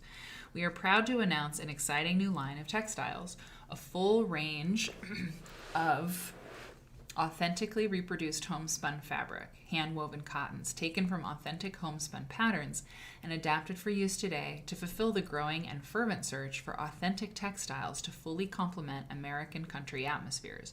We are very excited about this line and look forward to sharing it with you. Homespun is the heart of it all. So here's a question. Oh, look, Quilter's Vacation with Sonia Barrington and Roberta Horton.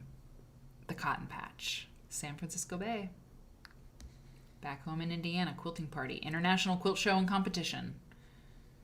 If you want to buy quilt fabric today, like, are there independent makers who are like small batch fabric makers? Because when I think about buying fabric, I think about buying fabric, Moda, RJR, the fabric companies. But like Alexandra's Homespun Collection, that was a small batch fabric maker and seller. So does that happen anymore? Quilt Review, Brian says, Quilt Review makes me think that quilts were singing and dancing, which would be a cool show. It would be an amazing show. It'd be a great cartoon, like a really cool cartoon where the quilts were like, animate. I like it. This is funny. Lone Stars, A Legacy of Texas Quilts by Carrie Bresenhan and Nancy Puentes, who started Quilt Market. I actually need to go down to my storage unit tomorrow in the basement and find that book because Quiltfolk is doing West Texas next, and I have to write an article about Lone Star quilts, so I hope I have that. Okay. Sadie's Choice. The pink page. I like the colored page a lot. Haven't seen that ever. And here's the difference, and it's just looking at the difference. I think it'll just always be interesting to me. Like, there's so much that they say. There's so many words, but somehow they still have all this great visual. The most you get for copy on a quilt pattern magazine is one line. I mean, mostly in Quilty it was that way. There was no generous description of a quilt or like this. Many applique quilts repeat the graceful curving block pattern in the border, but some traditional designs for applique incorporate angular shapes that can be adapted to frame the center design. Sadie's Choice Rose is such a pattern. Not only is the design pleasing, but the combination of techniques is perfect for those of us who cannot decide which we prefer, applique or piecing. A pattern for the... this is so great. It's so nerdy. I'm right here. A pattern for the applique block Sadie's Choice can be found in the 1928 booklet, Old-Fashioned Quilts by Carly Sexton. However, we can surmise that the pattern... I'm trying to get to the quilt for you. We can surmise that the pattern is older than the date. Would indicate because the 1935 book, The Romance of the Patchwork Quilt in America, states in the block photo caption that it is a, quote, very old pattern. The history of the block and the identity of the original Sadie are unknown. So let me just say this once, okay? The reason I get so excited, and maybe it's, maybe I just need to chill out, but I just really like the reason why we do this, like why we make quilts and why we like them. Because if it's just about making these blankets, it's not enough, and it's not interesting, and it's not the truth. The truth is that it's this history, and it's like really part of a really beautiful thing that human beings do. Okay? I believe that it's true that I mean, that's just a fact. We make quilts because we make them for our bodies and our families and our children. And it's women doing this, it's amazing. People make quilts all over the world. They create, you can just put fabric together and it'll work the same way. But we don't do that. We do something else. And so the reason I get so excited about looking at Quilter's newsletter is because I find in this magazine and in magazines, back before commercialism just devoured the thing, it seems like, there was honor paid to this heritage. It was like, I know you want to make the quilt and you're excited to get to the pattern. We all are. But this is interesting because this was featured in this book from 1928, but we think it's actually older than that. And to me, that is so much more fun. It is so much more interesting. And to be perfectly honest with you, I know this is a bit grand. It connects me to the reason I'm doing it. It makes it more meaningful to me to know that this is this pattern that was written up in 1928, but there's this. And it has all these little techniques and these things that make it a significant piece of art. It gives you a reason to do it. I mean, so I get excited, obviously, about doing this because it reminds me that we can do this any way we want to. We can do quilt making, we can do, textile art, we can be quilt makers any way we want to be. And I feel like that got lost. And I grew up in that world. And finding it again is like discovering a new world. It's like, oh, well, I didn't think I cared about quilts that much, but you didn't tell me it was like that. Like someone was, why didn't you tell me that? I would have been making quilts a lot earlier, So, yeah, the write down, it's good to see you. The write down says, for some reason, the whole idea of context seems to have evaporated in recent times. It's true. And it sucks. It sucks. And meanwhile, people are like, I hope young people start quilting. It's like, well, we'll give them something to care about. They probably will. The desire to make a quilt is almost innate, I think. Not in everybody, but the desire to make something with your hands. I mean, everybody can appreciate a quilt. Why? Well, because it's really special. So if you show people why it would be special to make one, they'd probably make it. But yeah, the context goes away. And what got me on that little side note was because in Quilty magazine, and Mary Kate, you'll know too from your time, I mean, there was just any of that, this a pattern, this whole paragraph. Here's what would happen. It would be cut. And actually, this is what would happen.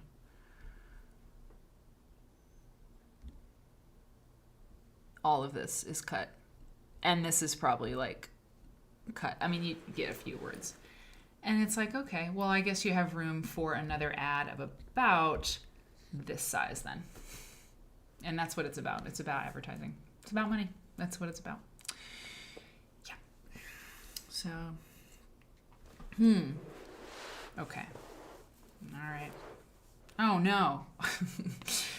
My monologue froze. Sorry. Okay, so this is by Barbara Brackman, Quilt Makers Workshop. Yeah, Brian is asking about spoon flower for independent designers. Yeah, that's true.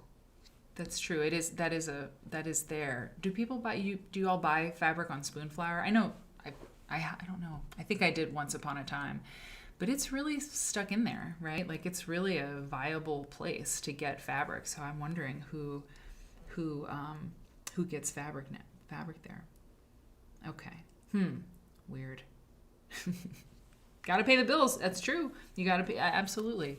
Absolutely. The ads have to be there. And how else are the companies going to tell people what they're making? I mean, I'm not like, yeah, I mean, capitalism it's maybe the best of a bad situation. I don't know. But it's just balancing the profit and the people. It's just tough. It's just, I don't know.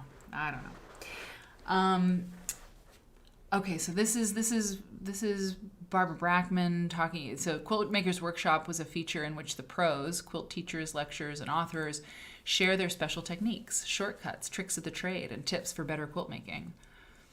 In this workshop, Barbara follows up her article, Old Tops, to Quilt or Not. Oh, wow. Wow, this is great. In the last issue, we raised, I'm not going to read this, don't worry. In the last issue, we raised some questions about whether old quilt tops should be quilted. For example, number 1, how old is this top?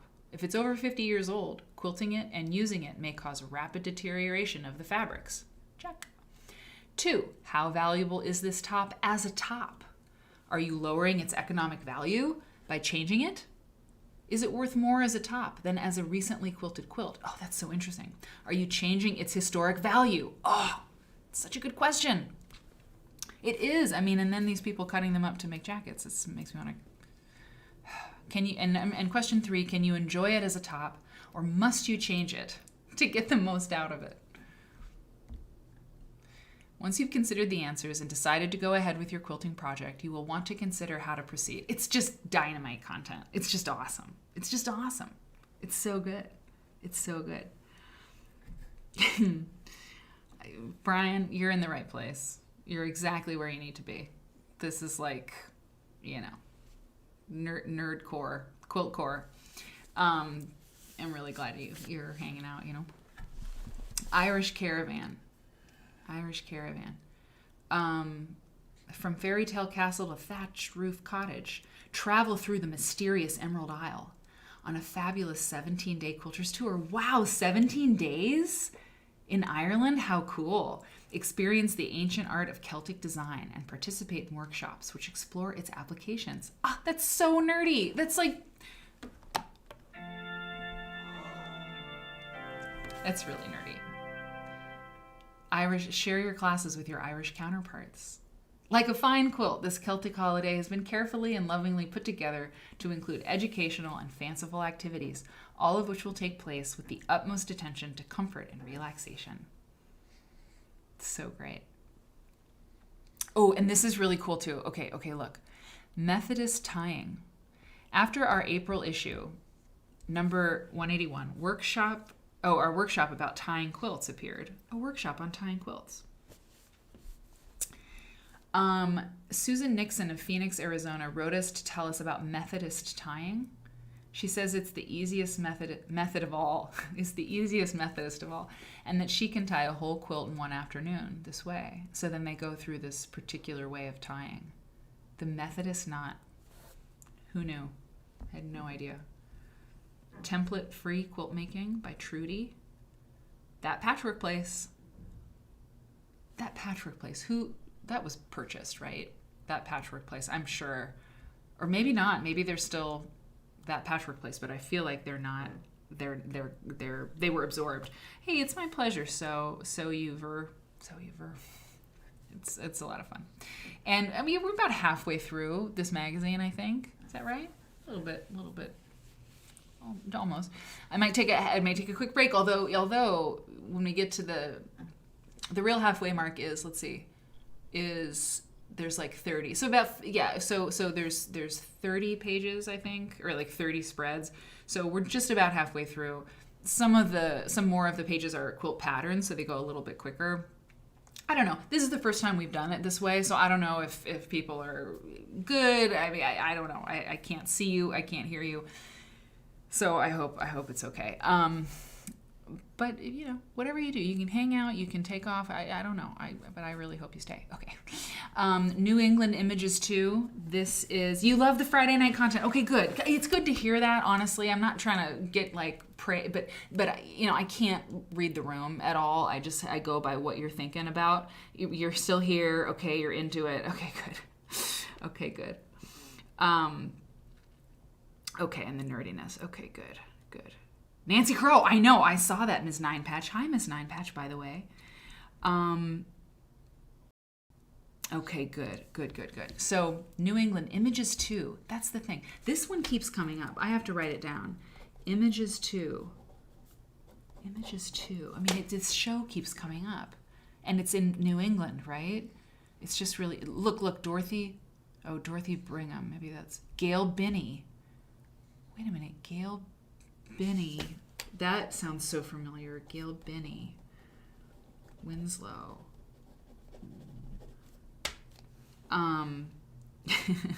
Quilting Politic. Okay. Oh, good. Cindy D. Oh, I'm so glad. Thank you so much for saying that. Seriously. It's coming up on 10 p.m. Eastern, so you're signing off, but you'll see us soon, Kristen. Okay, good. Yeah, I so appreciate that. Hey, all right. Obi says, I can listen to you to talk about anything. Well, let me tell you about my lotion. I am on a lotion regimen because I'm going to use the lotion in this house if it kills me. So I'm going to put on some more lotion. How about that? Okay, good. And okay, Proud is sewing, so it's perfect. Okay, good. Then I'm just going to keep going here because I am enjoying myself. Nerdvana. Awesome. Okay, Sonia's loving it. Okay, thank you. I feel good. Okay, I just didn't know. I'm like, all right, I don't know if this is working. All right. So, okay, so this is interesting. Write down, grew up next to Chelmsford, Massachusetts. Interesting. Nosda, it's 2:52 a.m. in the UK, but you're still here too. Your husband, Nosda Quilt says, my husband is on nights and I never sleep well then. Nice to catch a live show. Girl. Keeping you company. I have been sleeping so terribly lately. So I've seen 3 a.m. a couple nights, you know, at least briefly, and we're here for you. We're here. I know, Obi. We've made that joke earlier, but you know, it's evergreen. Okay, so here's what's crazy, right? Order today. I mean, it's an order form. You did not check out, you know, click basket to check out in 1986. You clipped out or photocopied. You probably photocopied your order form because you didn't want to clip into your Quilters newsletter magazine, right? But you would send in your order form. That's crazy. It's interesting. And then, yes, someone saw this, which is big. This is big. Nancy Crow, Quilts and Details. Oh, look at this. Set 1 of Nancy Crow Quilts and Details. This introductory set contains a visual collection of full-color postcards and an attractive self-contained folder. I have some of these. Over there. I have some of them. On the break, which will be brief, because it'll be brief. I will get them. I think I have some right over there. They're gorgeous. Now available, set 1 includes 12 full-color postcards printed on quality cover stock. Each postcard measures 5 by 8. Yes, they're fabulous. I would love to have more of them. And yeah, and just by the way, like all of these, this is the calendar continued. All of this stuff. Look at all of these shows and these events. I mean, this is carried over from, look, the calendar starts, here, okay? And it's continued on this page, okay? It's all of this, and then it's all of this, and it's all of this. That's a lot of events. And international shows too, totally. Yep, look, there's Wales, Nosta Quilts. I just covered it up. No, that's in Australia. Sorry, New South Wales, sorry. But, you know, Commonwealth, right? Okay. Ooh, look at this. This is nice. This is very, very nice. Okay, you know what I'm going to do? You know what I'm going to do? I'm going to take a quick break, but I'm not going to go to the be right back screen. I'm going to leave it right here. I'm going to leave it right here. I'll be back in 2 seconds. I need some water. I need to use the bathroom. And I need more wine. Everything's fine. It's not even 9 o'clock. Ugh. It feels really late because all the lights are off and I've got my, my lights, it's like I'm on a TV set, but it's really not very late at all. So, okay, I'll be right back. I'm going to leave this up for you and you can chat and I'll be right back. Okay. Gail Binney. Oh wow. Ms. Ninepatch says Gail Binney was Mrs. Edwin Binney of Binney and Quilt People. They collected quilts. Think about that collection. Anyway, Gail Binney Winslow is on my list. Okay. BRB.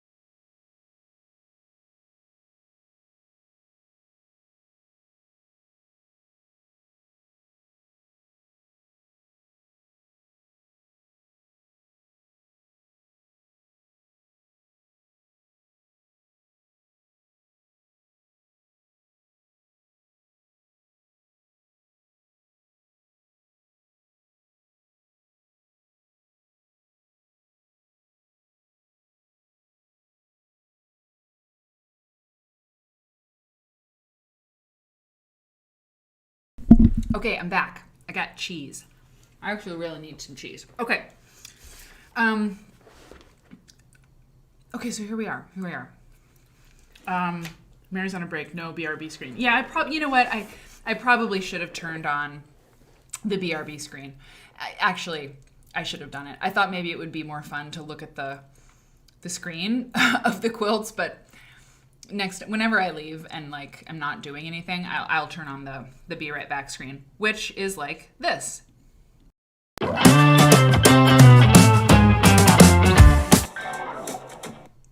Because that way you know that I'm not there, but the show isn't over, or frozen. So I'll do that next time. So thanks, Dee Marie. So here we are. Okay. Yeah, everybody thinks it's frozen. It's terrible. Okay. Ms. Ninepatch, I am glad that you put that information in the chat. If I had a nickel for every time I was almost right about something, I would be a very wealthy person. Okay. So let's go down and do this. And okay, cool. Pieced pictures. So this says, so if you just joined us, we're looking at a 1986 issue of Quilter's Newsletter magazine. And this is the Quilt Nerd show. but it's a different format tonight. It's Quilters Newsletter Friday. We're just looking at a magazine. We're reconnecting with our roots. All right. When this magazine came out, I was 7. Is that right? No. Yeah. Yeah, I was 7. I did not care about quilts. I cared about crayons. That's what I cared about. But I probably would have liked these quilts. These are kind of cool. So our Pieced Pictures series began in November-December issue with a survey of blocks in this style. In January, we presented pieced flowers, trees, and leaves. In February and March, we featured pieced people and animals. In April, we presented blocks for pieced buildings. So, okay. So it's this series. I mean, Mary Kate, if you're still here, and no pressure, but did Quilters Newsletter or any quilt magazine that anybody's seen, are there series? Is it like this month we're doing this? I feel like maybe Curated Quilts or something is going to do something like that. I need to, oh my God, I need to re-up my subscription to Curated Quilts. Wow, look at this. Oh, this is cool. But I like that this was this serialized, make a simple drawing in a workable size, as shown on the left. This is a great moment for me to do an arrow. Okay, cool. This will become your master plan. Eliminate unnecessary details. Any master plan, this is an important step, right? You need to eliminate unnecessary details or people from your master plan. Decide how large you want your quilt to be. Da-da-da-da-da, This is really good. I mean, it's really good. It's good instruction. I love this. Divide the master plan into a few horizontal segments, the full width of the quilt. Mark these segments on the master plan. These divisions will be construction segments.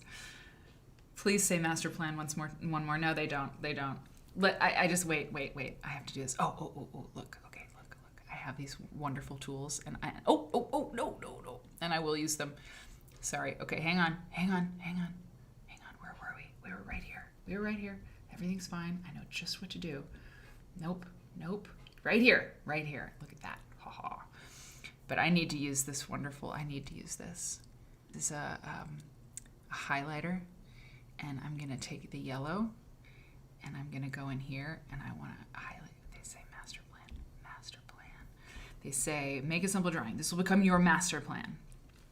Decide how large you want your quilt to be. Your master plan. They don't have to say it this often, but they do, and it makes me really happy. Master plan. Divide the master plan. Mark the segments. I felt like they said it more. Well, anyway, I like that very much, and I like drawing on this screen. So yeah, I mean, it's just a great tutorial on how to do these landscape things, which to me, I mean, it's great because we keep looking at all these quilts, right? We look at these kinds of things and hey, Shasta, I'm so glad you're here. That's awesome. I'm so glad you're here. I'm just always wondering. How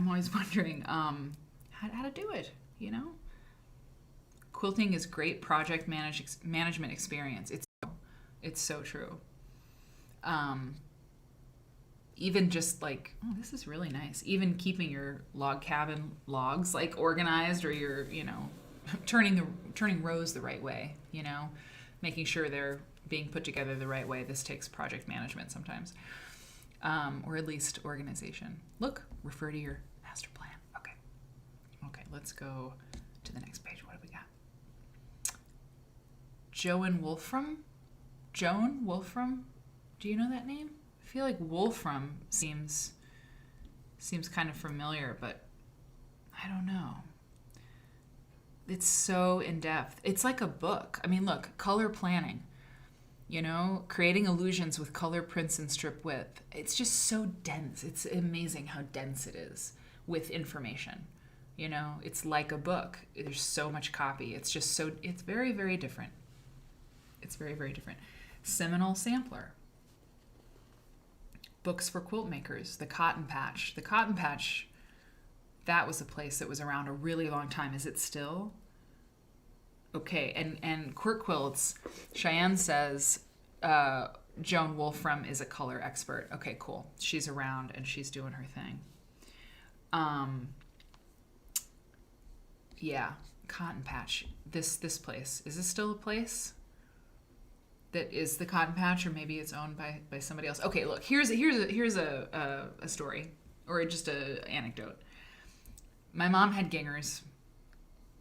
She had, gingers for her quilts, and it was so serious. It was maybe like we couldn't say shut up in my household. We couldn't say idiot or, bad words, whatever. But like shut up was totally off limits. It was very bad. If you said that, I mean, you were in really big trouble.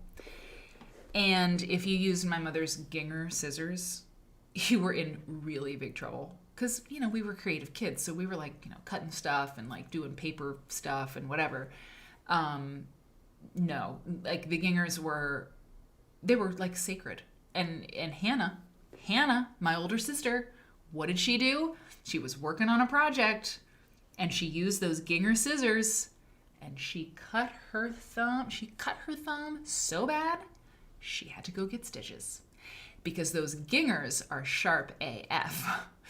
And she did a real nice job on her thumb, and Mom was like, of course she cared more about her daughter's thumb than the scissors, but it was like, after that, we understood the power of the ginger dressmaker shears, basically. They're really, really beautiful. Wolfram's a color guru. Cool. Write her down. Is it pronounced Joan Wolfram? Okay. Wait a minute. What? Fabric Depot closed? Are you serious? I didn't know. I didn't know that. Is that a pandemic casualty? Really? I didn't know Fabric Depot closed. That sucks. Oh, no. Oh, that sucks so much. That sucks so much. I'm so sorry to hear that. Damn it. Is that a pandemic thing? I mean, did it happen since then? Shit. I hate that. I hate that so much. Oof. Damn it. And Wolfram, okay, before the pandemic. All right. It doesn't make it any better, but at least, I don't know, it's just awful. I'm sorry to hear that. I'm glad I got to go there at all, Fabric Depot was really cool. Wow.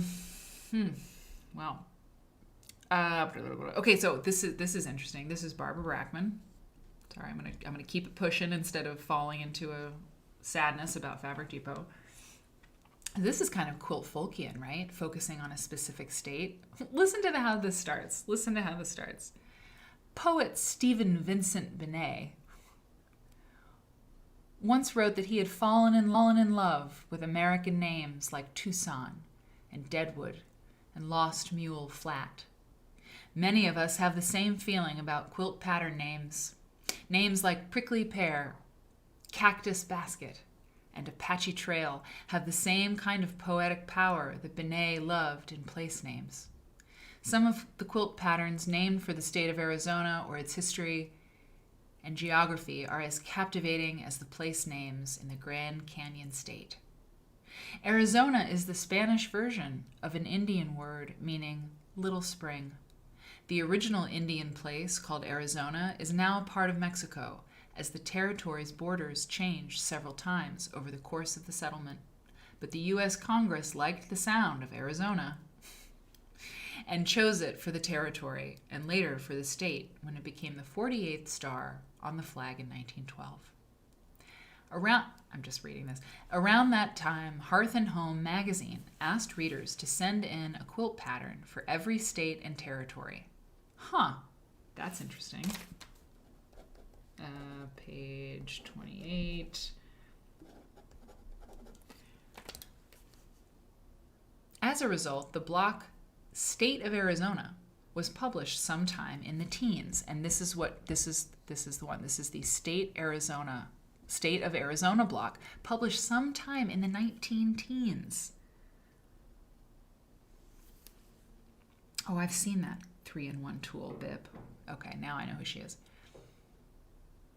In the 1930s, the Nancy Page column, syndicated in many American newspapers, published a second Arizona. This one. This is an Arizona block. Hearth and Home also asked readers for patterns honoring state capitals, so Phoenix was pictured in the magazine. This is Phoenix down here. That's pretty awesome. Wow, that's some small patchwork. Oh, I messed that up. Okay, so then there's just more. She's talking about Arizona history. I love it. It's so cool. It's so cool talking about all this Arizona stuff. Barbara Brackman. Oh my God. I'm so glad she writes so many books because she knows so much stuff. And I think she's written down at least like half of what she knows, which means the world is a better place. But this is beautiful. I love all this history, you know? Love it. I love it. Here's more of the Arizona stuff. Oh yeah, okay, here. Who said overhead projector? Somebody said overhead projector earlier. And this, I mean, I just thought of this. Look at this. Craft projector. Enlarges patterns and pictures. Enlarges by fractions of an inch. I need more cheese. Up to 27.5 times the original to get the most precise size you wish. Look at that. I mean, Mother Nature, it was you. Okay, good. Simple, fast, accurate. Projects onto drawing, graph and tracing paper, wood and other surfaces and materials. I mean, this is a throwback. We're talking, this is 1986 magazine. Come on now. This seems older than that. It seems older than that. And so does the actual thing. This is a tank. It's crazy, but I mean, it's probably so helpful. It's still helpful, isn't it? I mean, I don't know. I guess if you need to enlarge something, you can do it on the computer, obviously, but you still have to print out something, right? If you're using a template or you're working in this way. I mean, oh wow, look at this. Free trace aid wall clips. Hold securely any paper, wood, canvas material while you trace. Use on any wall surface. I love it. I love it. It's so great. Joyce Fibers. I have one of those too. I mean, it's really helpful though. Like it makes sense because if I wanted to blow something up, can I say that on Twitch? If I wanted to enlarge a thing, your printer can only handle so much. So you can take it to like a print shop if you want to like make something really big. Like if you wanted to make one of these Arizona blocks, your entire quilt, which would be totally cool. Like if your quilt was, a la the moderns, often take like one quilt block and make it really big and mess with it and it's really beautiful. If you wanted to do that, you could spend like, I can't draft things. I can't. I'm very, very bad. Even basic arithmetic. I'm not that person. Give me words. I can do a lot with them, but I don't like, Eric is so great. He knows lots of computer languages, like all of the computer languages. And I was like, yeah, math, how about math? And he's like, math is a terrible language. I was like, this is why I married you. That is sexy. That is a sexy thing to say. He's like, no, it's just a bad language. I was like, okay. But it's a bad language, and so that's why I don't like it. Anyway, a tool like this, as sort of old-fashioned as it is, to me, it would be amazing to take some sort of projector and put it on the wall and enlarge a thing like that, and then just trace the thing to get the shapes of the pieces that I needed, I would 1000% want one of these, to do that job. Without a doubt. Or I'd have to take it to like Kinko's or something and have them blow it up, and it would cost so much money to be on some big sheet of paper. Anyway, I'm into it. I don't know that if I wrote to Norton Products in New Rochelle, oh my gosh. that led to like the big problem in New York. They think. I mean, I'm not saying it's like anybody in New Rochelle. You know, like New Rochelle's bad, but New Rochelle, I remember that name. Wasn't that there was like a really big outbreak? I think they traced something back to that town. Anyway, it's so much more direct. Ivy Kadivy, exactly. Cork quilts. I borrowed a projector from my library to enlarge a pictorial quilt. They're so helpful. Oh my God, that you did like recently? Or it doesn't matter, but that's so, I love that. That makes so much sense. I think it's fantastic. Yeah, that's great. Okay. So, more Arizona, good. I mean, you got a lot of stuff to work with here. Prickly Pear, Tombstone, Phoenix. Is this another ad for I copied it twice. Okay, good. All right. Okay, so here's the thing. So this Google Jamboards thing that I'm using only has 20, it gives you 20 slides. So we're on page 18 out of 20. So there's this, one more, and one more. And then I had to use another Jamboard for the last 10. So there are 12 more pages, just so you know. You know, Eric and I like to read to each other, but I've sort of trained him to know that, like, before he starts just reading me an article, I want to know how long it is. It's not that I have to be somewhere or that I don't want to hear it, but I just want to know what I'm getting into, okay? So I'm telling you where we are in all of this. Out of 30 pages, or 30 spreads, you know, this is the 18th one. So just so you know, I'm just telling you where we are. If you pick up a book, you know, you can feel how big it is, how heavy it is. You're like, oh, I can read that in a day, or like, no, that's a really heavy book. I'm just telling you where we are, because this is all new to all of us, right? How we're doing this right now. Personally, I think we could do it again. I kind of like Quilter's Newsletter Fridays, and maybe as this format progresses, maybe we start, I don't know, maybe I pipe one of you all in and we do a dialogue. Maybe we get Mary Kate on here and we just bro down about, I don't know, friendship, the past, being editors of a quilt magazine. It's very interesting. Wow, listen to this. Okay, so the Reader's Quilt Show, what does this say? Quilter's Newsletter Magazine collects slides of unusual and notable quilts. So that periodically we can have a special quilt show for our readers. How cool is that? I love it. In honor of summer's arrival, this month our quilt show takes us to the seashore. And now we have a poem, because of course we do. Because in 1986, it was cool to put poems in quilt magazines. That's right. A Name in the Sand by Hannah Flagg Gould. Alone I walked the ocean strand. A pearly shell was in my hand. I stooped and wrote upon the sand my name, the year, the day. As onward from the spot I passed, one lingering look behind I cast. A wave came rolling high and fast and washed my lines away. Amazing. Special, lovely. So here we have these little children. You know, this diptych. It's a diptych. Where did those slides go, Mother Nature? Such a good question. Poems in magazines and everything in country blue and mauve. This, Kelly, you've got it. It's a mood. This whole thing is a mood. It's pastels. It's dusty rose. It's poems. Poems in quilt magazines. There's another one. Listen to this.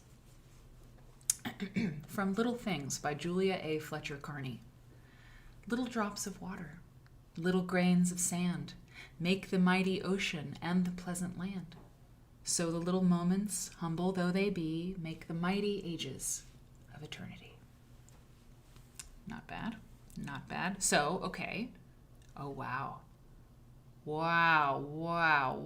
This is great. So, little drops of water and little grains of sand. Okay. My reading of that last poem was not my best. But little drops of water and little grains of sand. That's what this is called. Little drops of water is on the left, little grains of sand on the right. Adorable. Yes, and polished cotton, Kelly. Exactly.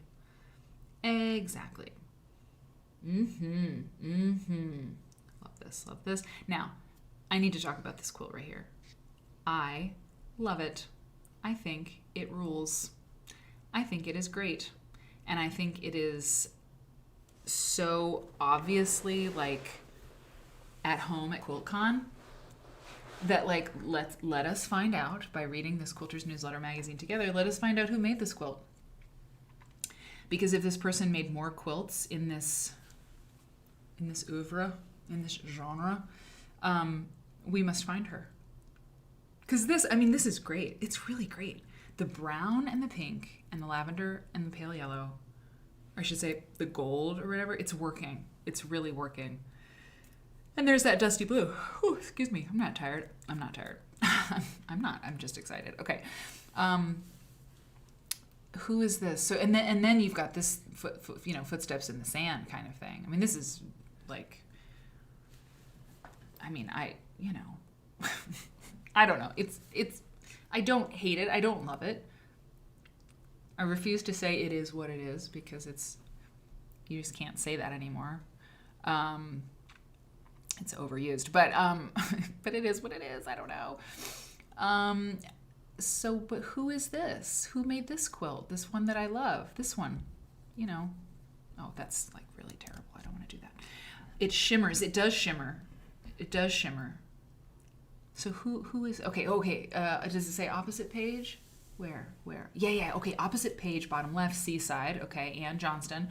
But then opposite page, bottom right, Ocean Waves. That makes sense. Of course, it's Ocean Waves.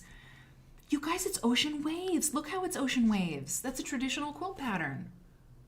That is traditional Ocean Waves reconfigured into a lovely, modern, contemporary quilt confection. It's Ocean Waves. I didn't see that. Did you see that, Ocean Waves, people? You can claim it, even if you didn't say it. You can be like, oh, I saw it. We don't know. Oh, Ivy Cadavy, that's great. Thanks. I do it because you're here. If I did it all I wouldn't do this by myself. So this is a very intentionally give and take conversation kind of thing. I love you guys. I love you guys so much. Oh my God. Lily Ann over in YouTube. I'm convinced things like cry cuts and silhouettes will lead to a big surge in applique and pictorial patterns. Listen, Lily. I've been saying this for a while. We are going to return to, there is going to be a rejection, and it's already started. There's always glimmers here and there, but there's a rejection of the way things are, which is just intense commercialization and patterns. And the moderns are absolutely part of this, where improvisational piecing is an element in the whole mood and look and philosophy of modern quilt making. But even more than that, I did this interview today, and she asked me about the fabric line I did for like a hot second, and I said something that I actually didn't mean. It came out of my mouth. I was like, yeah, I'd like to do it again sometime, but I don't want to do it again. I don't want to make another fabric line. I don't think there needs to be a Mary Fons fabric line. I don't think there needs to be another one at all. Like reusing materials, using what you have, and so anyway, I mentioned that because pictorial quilts are hard to write patterns for. Pictorial quilts like the ones that we love here on this show, they are so original. They are from you. Look at this seascape thing. This is a very personal quilt. It's a highly personal quilt. It's pictorial.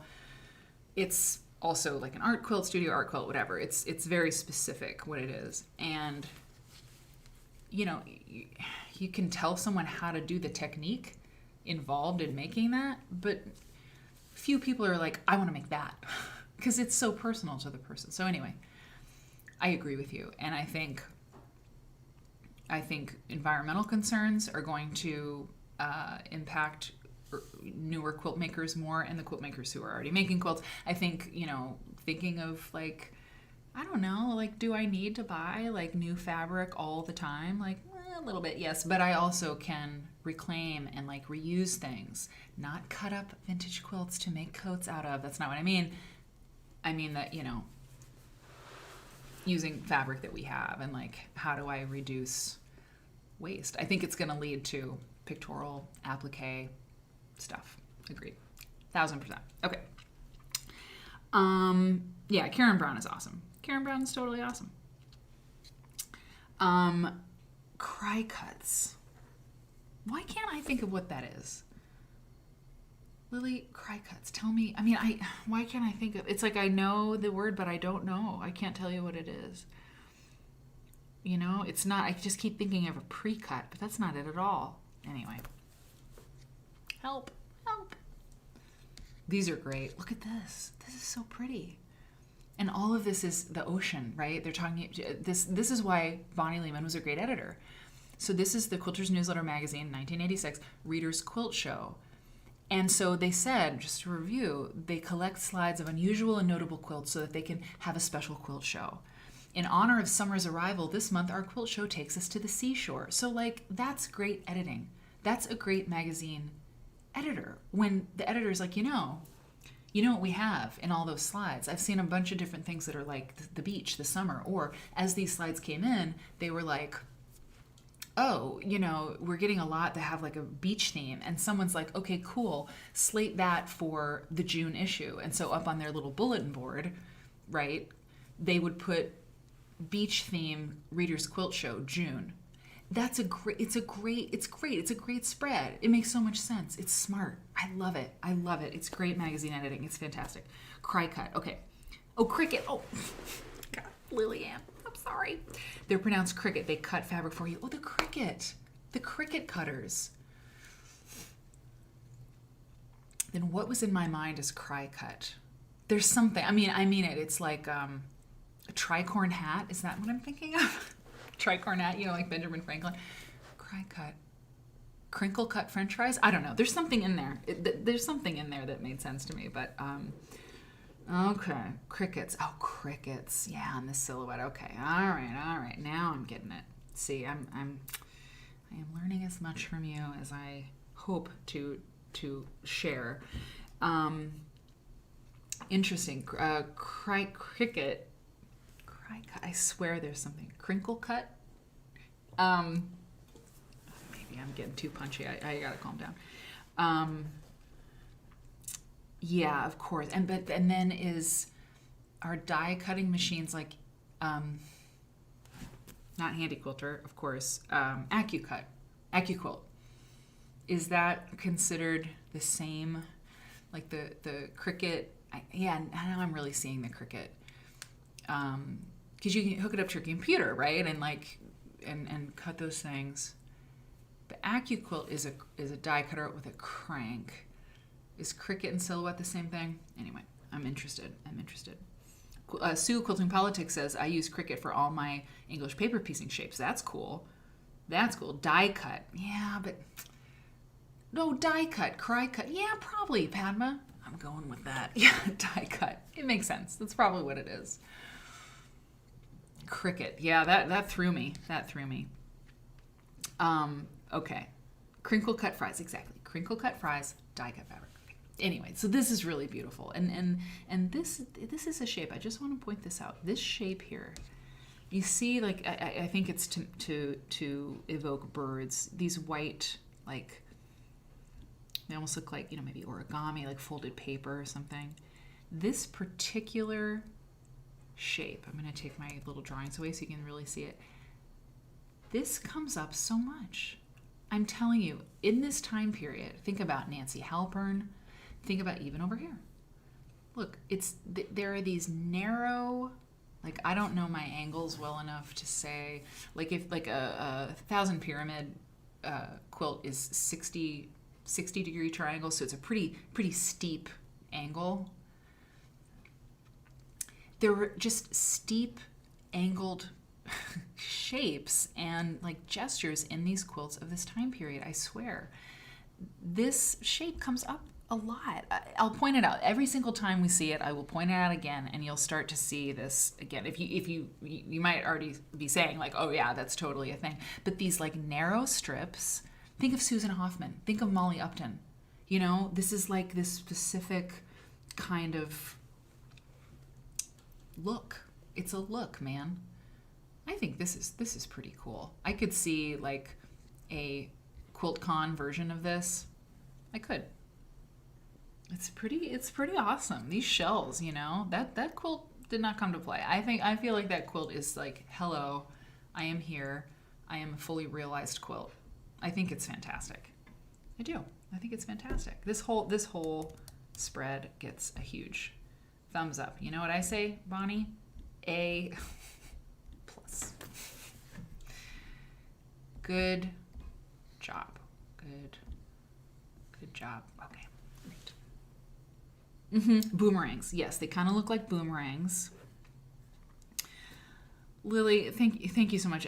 Lily says, I think those are all die cutters, just different brands. I think a lot of them can be hooked up to computers. Okay, yeah. Do you use them? And some people were saying that they use them. I haven't, but I want to just spend more time with one. I think my friend Ebony Love, she's the die cutting queen. Like she knows everything. She's written the book. She's written books on die cutting. And it makes a lot of sense. I mean, man, you get really tired of cutting out those triangles. I think maybe if I had a bigger studio, I don't know. I'm sure AccuQuilt and the Cricut folks have heard it all, right? And they have answers for all of it. Like, oh, I don't have a very big studio. I can't have this big thing in my studio. And it's like, well, fabric takes up this much room or whatever. And I'm sure there's many reasons to go for it. And, quilters love efficiencies. People think we're so patient, but we're not, right? We're the most impatient people. We want to get our quilts done so we can make another one. We want to get this thing cut faster so we can cut more and work more quickly. Okay, so I'm interested in the die cutters and if you all are using them. Jeffrey Gutchin, remember the guy who built Yoko Ono's studio? Well, okay, it wasn't exactly that, but he built that music studio and John and Oko recorded there, and he was a musician and he had a fabric line and he was married to Beth Gutchin and he was just a baller, basically. He wrote this column, 1986, not for shopkeepers only. A look at the marketplace, its products, its trends, and its effect on the individual quilt maker. Okay, I gotta read a little bit of this. Hang on. Fabraholism. Goodness. Quilters often refer to themselves as fabraholics. People who have irresistible urges to buy fabric. I doubt if this impulse is actually like what alcoholics experience because, among other reasons, buying fabric does not produce inebriation. But it does produce a satisfaction that usually goes beyond filling a particular need for yardage. And so the term is appropriate. Okay, all right. True fabraholics buy superfluous fabric because they like to have the stuff around them. Totally. Like I'm talking about like reducing and reusing. I love buying fabric. I love it. I love having it. Yes, it feels good in their personal environment. Stacked on the shelf or burgeoning out of the closet. Is that the right use of the word burgeoning? Burgeoning out of the closet? I mean, I guess. It sounds weird. And it gratifies, you know what, if I was the editor? No. Bursting. Let's go with bursting, Jeffrey. And it gratifies a certain home-loving, down-to-earth sense that they have about themselves. True fabraholics. Okay. Unfortunately, okay, he's talking about running a shop. Okay. Yes. Okay, he's talking about quilt shops. All right. Now he's talking about the Great American Quilt Contest. Interesting. Yeah, I mean, I don't know. I mean, we know too much, right?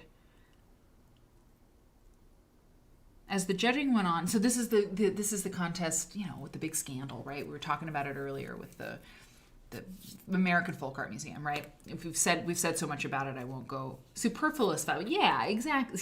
Superfluous fabric is an oxymoron. Agreed. Yeah. Buying fabric by the pound. I love buying fabric. I really have not purchased any in a long time, and I miss it. I want some. I do need a little bit. I really do. I don't have much. In London, I don't have much. Cork quilts, I found AccuQuilt rigid unless you want to spend a lot of money on dyes. Cricut is more affordable and allowed me to make unique pieces, but the cuts frayed a little bit. Okay. Yeah, Ms. Nine Patch, I'm working on using all my fabric up. Whoa. She says, haven't bought any since pre-pandemic. Wish me luck. We wish you luck. If you can't use it all, maybe we could start. Oh, Now that's interesting. I'm always thinking about merch ideas and subscription ideas. This is not going to work, but it'd be interesting. What if there was like a Quilt Nerd fabric cache, and like we could just like there'd just be like a post office box, and any fabric you wanted to get rid of, you could send to the post office box, and then it would go into a big bucket, a warehouse. It would go into a warehouse, and then so you would win because you could get rid of the fabric you weren't interested in having anymore. And one quilter's discarded fabric is another quilter's, best find ever. So there'd be this huge fabric cache, and then if you were a subscriber at X amount, or if you wanted to support the show, then you would get, like 5 pounds of the Quilt Nerd fabric cache stash. Mystery box. That could be fun. Very difficult with the logistics, but bulletin board. What is this? Quilter's Guild. Wait, is this part of the Gutchen article? No, it's not. It's just the bulletin board. I don't know. Quilter's Guild. While visiting a Quilter's Guild recently, we noticed a couple of Freudian slips written on the box used to store the coffee pot and cups for the monthly meeting in the church basement. Someone had written in large marking pen letters, Quilter's Guild on one side of the box and Quitter's Guild on the other. Maybe we're reading too much into some spelling errors, but we like to think that whoever wrote it had heard all of us quilters bemoaning the half-done projects we'd quit before completion, hence Quilter's Guild. Or is it Quitter's Guild? Well, not us. We plan to finish all of those projects eventually, and we don't feel the least bit guilty about starting a new one.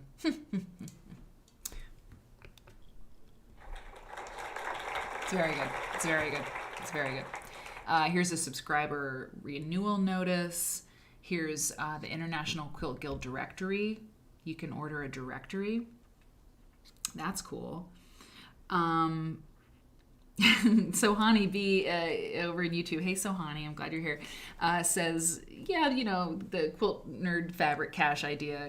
She's like, haha. Or let's keep fabric stash simple. I'll give everyone my address. You can adopt all my fabric. Be careful. It might take you up on it. It might be a thing. It could totally be a thing. Ms. Nine Patch cut up a shirt the other day to add to the blues in the top you're working on. I'm telling you. Lily, I'm feeling what you were saying. I'm really thinking about what you said. It's really true. How to use Quilter's newsletter patterns. So some guides there. That's wonderful, Occasionally we give measurements of large pattern pieces rather than tracing patterns. Use graph paper. That's great. Oh, this is good. Good ideas for beginning quilt makers. So this comes from Dolores Stude of Portland, Oregon. With the vast and confusing array of merchandise, books, patterns. Girl, you don't even know what you're talking about. Not even. Yeah. It gets more intense, Dolores, trust me. And with quilt shows within everyone's easy traveling distance, a beginning quilt maker, Myra. Hey, Kevin. Kevin subscribed with Prime. Kevin, it's so good to see you. I'm so glad you're here. QuiltCon is just around the corner. Everyone's thinking about it. I see you when I think about QuiltCon. Okay, anyway. So we're reading an old issue of Quilter's Newsletter magazine. A beginning quilt maker, who might be named Myra, is faced with choices never really experienced by our foremothers. That's really true. Never experienced by our foremothers. It's really true. It's a different world. It was a different world then, and it's a different world now.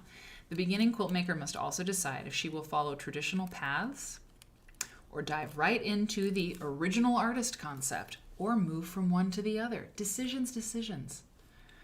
My advice would be to visit with quilters themselves, one-on-one or with a small group. Keep an open mind and listen carefully for clues that will tell you what works best for them. Your first quilt, quote unquote, in scare quotes, your first quilt will probably be a tentative exploration of your own feelings.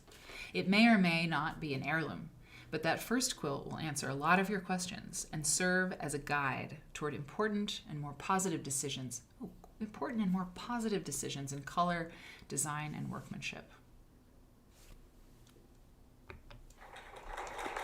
I like that a lot. That's way cool. Oh, Jenny Smith. Jenny Smith's great. Okay, order forms. There was no checkout cart. You were all up in those order forms. This is cool. A must for the quilt enthusiast. Full color quilt catalog. Ooh, the state of the art quilt. Who did that? Whose is that? I want that. State of the art quilt. That's a great book title. The state. Oh, by the way, people. So on yesterday's show, I read the draft of the book proposal for the 12. I almost really hurt myself. I almost hit my teeth significantly. It's getting a little late. So I decided. I feel in my bones that the sample chapter for the book that we are creating, right, of these portraits of amazing quilt makers in America, the sample chapter, the proposal's ready. Now we have to do the sample chapter, right? I have to write it. We have to send it. It's got to be Mextroth. It's got to be Bertha Mextroth. You know, the woman who made 100 and I was just reading it today, like 164 quilts, and in her will said that what they would be done with them, which was there was going to be a building built, and they would be there or something. You know, as part of this college. Anyway, I've got all the information and I'm gathering more. And then they didn't do it. They just, the family took the money and the quilts were like, whatever. That story, I think for an agent or a publisher, that particular story it's the agony and the ecstasy, the drama, the beauty. Her quilts are insane. They are ridiculous, these quilts. They're so cool, right? We remember these. One of them is in the Fabric of a Nation exhibit. The Easter, the quilts with the bats on it and stuff. I think it's got to be Mextroth. I think that's the sample chapter because it's so tragic and so interesting. And there's so much about her, too, because I just did like a cursory search on newspaper.com and found a bunch of stuff on Bertha Mextroth.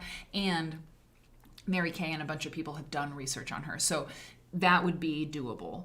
I feel like that's got to be the thing. You know? You know what I'm saying? So I think that's what's up. Okay. So textiles and quilts in British museums. Look at this. I haven't been to the American Museum in, look at that. The American Museum. Claverton Manor in Bath. Yeah, haven't been there. They did a big cave facet exhibit some years ago.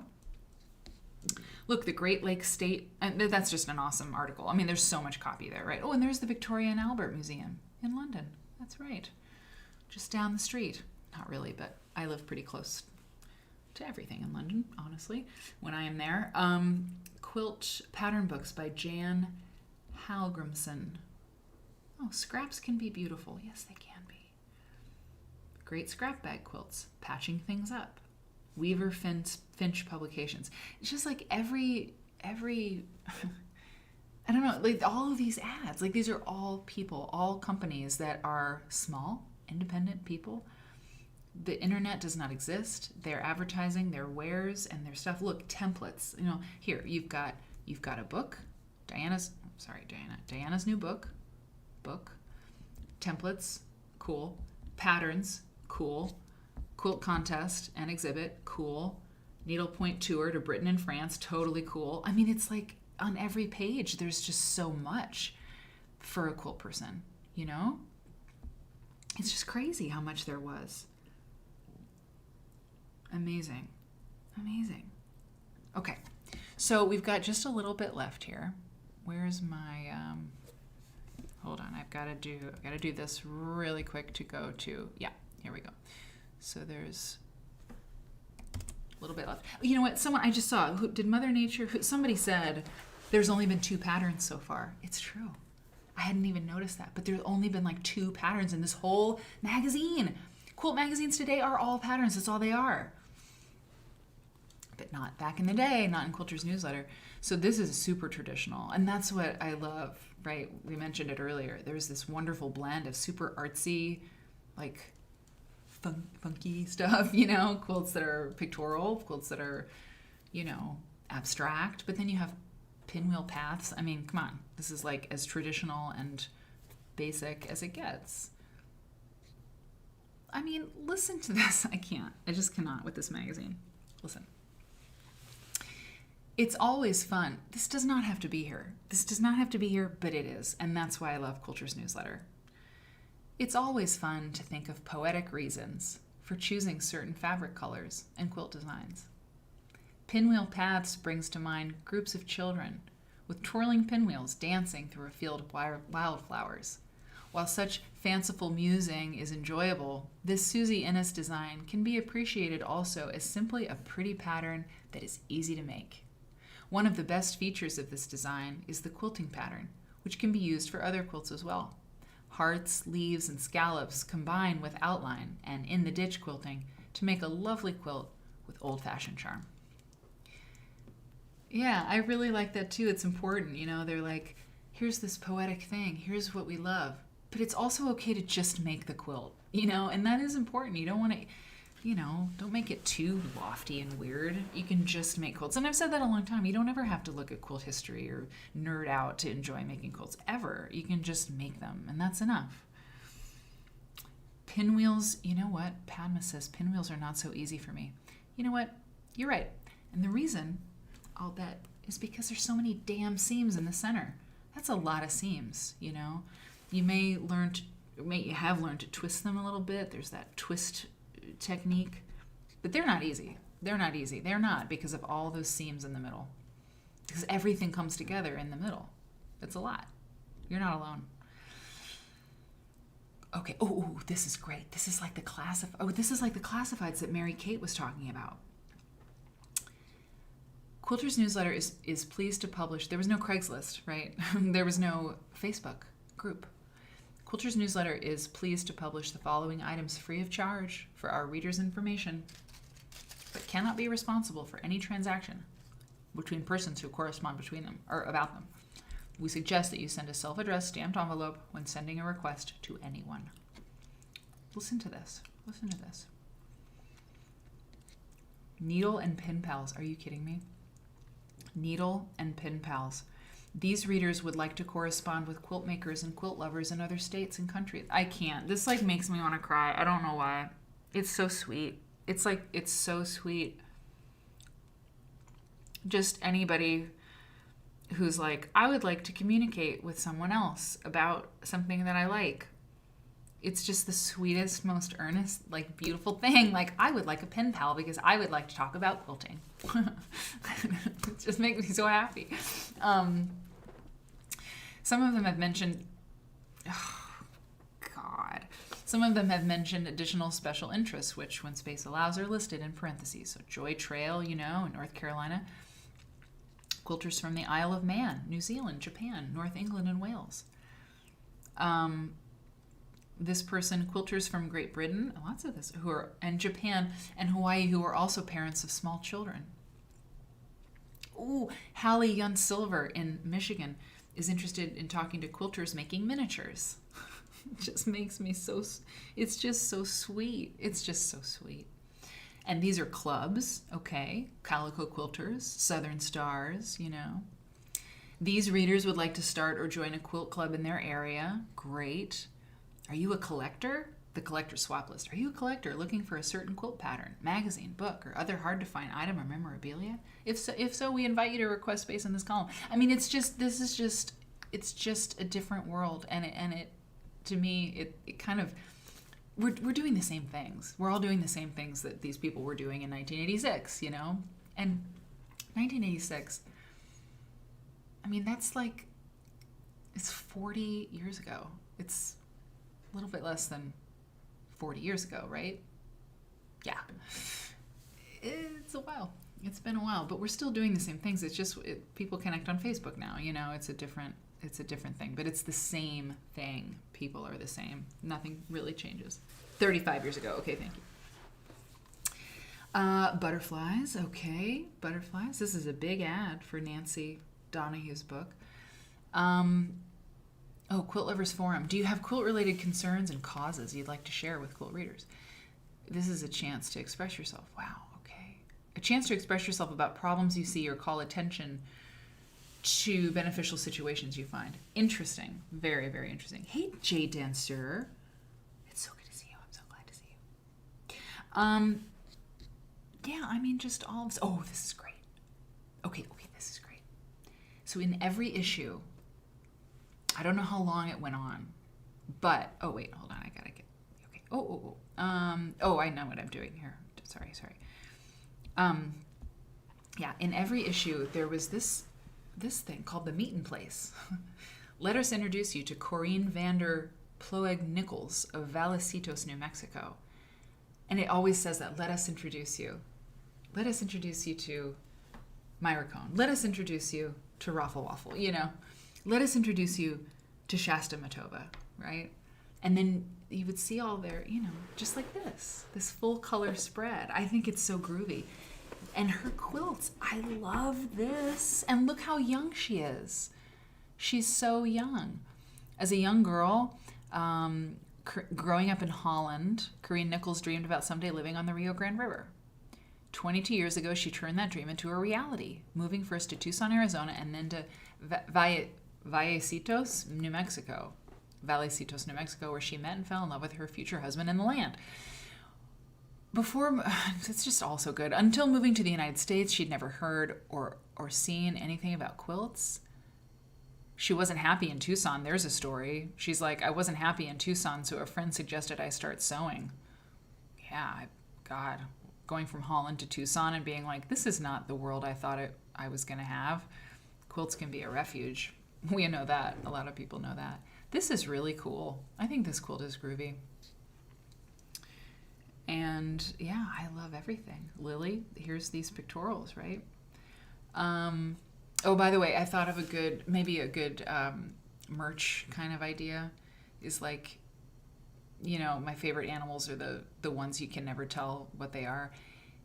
And like, I could get a bunch of those animals and like, maybe there's a t-shirt with like a Harriet Powers, like animal on it, like taken out of like cropped around. I don't know. I think it could be fun to have a bunch of those weird animals and like in some format. So this is this person's quilt. And again, like she's this young woman, right? So if you met this quilter today, she'd be an older woman, but not when she started making quilts. And so there's this idea that all quilt makers are these older ladies. It's like, that's not true. The ones who were young then are older now. But there's so many people making quilts who are her age now.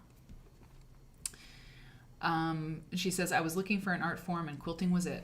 The time I spend putting colors and prints together into a quilt is truly a labor of love. My real reward is the delight I give to others through my quilts. I like these. My mom's in the chat. Mom, you're in the chat? Where's my mom? I love these peacocks too, Nine Patch. Where's my mom?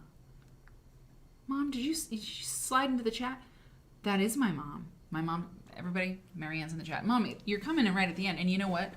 I could like go all night, except the computer's so bright. It's like there's I'm your screen pal. Yeah. I think that is the only, it's hard because with the green screen, little technical note, the green screen, you have to have really even light. And so the lights are off out there, but they're bright right here. And I think with this particular kind of content, it's very bright. and so we're, I'll be on for another 20 minutes or so. And I'm really glad you made it in time. Have you been listening?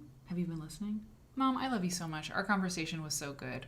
I mean, I'm so happy. My mom was saying that my stepdad Mark, his son Walt, and anyway, they were with some of our family members, and I guess they kind of make fun of my mom in a really good-natured way, because she says, I'm so happy. Like when she's happy, like if we're having a meal, or something, or she just feels content because she got, something cleaned up, or she did her laundry, or whatever, she'll be like, I'm so happy. So, Mom, I'm so happy. I missed her though. I don't know where she is. Anyway, yeah, this is a nerd fest. Mom, it's been so much fun. Oh, when I saw your name. You and Liz, I wondered if I would see it, and we did early on in some kind of, it was like the International Quilt Show in LA. I just pictured my, like, fabulous jet-setting mom, a fabulous jet-setting single mother trying to, like, make a living and raise 3 children in LA in 1986. Do you remember that trip? Anyway, this is the Armchair Shopping Center. I mean, this is what it looks like. This is classifieds, okay? Look, want to earn money quilting? The bi-monthly professional quilt magazine. Wait. I got to use my little... Mom, look, I have a pointer. Hang on. Look at this. This is great. You're going to love this. Okay, you ready for this? Hold on. What? It's black. I don't know. It used to be red. It was red 5 minutes ago. Want to earn money quilting? The bi-monthly professional quilter magazine. What? Will help you determine your product, find your market, price your work profitably, and much more. Do you remember this? Professional Quilter magazine. Did you read it? Did you write for it? Book reviews. Yeah, my eyes are tired. I gotta pick the jewels, this one jewel out of the rest of the very few spreads we have left. Here we go. This is it. Obviously, the Pollyanna Plus quilt sweater. The Pollyanna Plus quilt sweater. Oh my God. So Mom says, yes, we went to Universal Pictures in LA, and I got picked to get into a spacesuit and be suspended like I was doing a spacewalk. Do you have pictures of that? I mean, do I kind of remember this? I totally remember you going to Universal Studios. I do. Well, do I? No. I mean, I was 7 when this came out. Was I 7? When did you and Dad get divorced? Can we talk about the family? Yeah. Tell me about that. I feel like I remember you going to Universal Studios, but I was 7 years old. I don't think I remember that. Somewhere there's a photo. You would definitely have told you about it. Divorced in 89. Okay. What was Dad doing? Okay, let's definitely move on. Anyway, I really like this idea of a sweater. Actually, you know what? That's cool. I would completely wear this. Wait, where's my... I need my red pen. What kind of editor am I? Okay, look.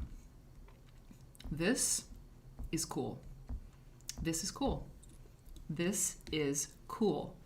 A sweater with like quilt panels, but not made out of a vintage or antique quilt cut up. If you're watching this, or if you talk to someone or know someone or doing this, stop it.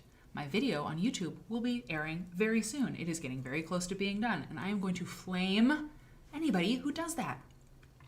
All of my nerds know this well, but if you're watching this for the first time, if you've just dropped in, stop it. But I like this a lot. This sweater here, I love that idea of these panels, right? Very cool.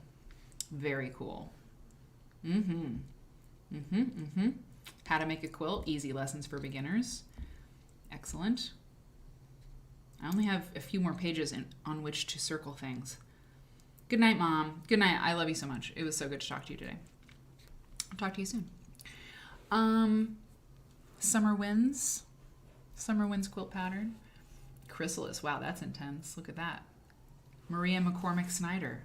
That sounds familiar, maybe. Shaker. Okay.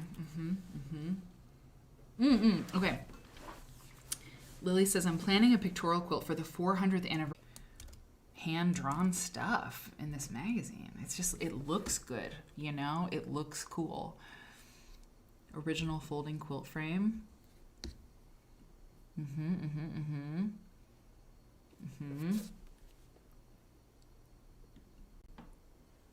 Oh yeah, great. This is so sweet. Hey, look at this, Dear Bonnie. I'm enjoying this series on pieced picture quilts, and I'm enclosing a slide of one I made recently entitled Garden Door.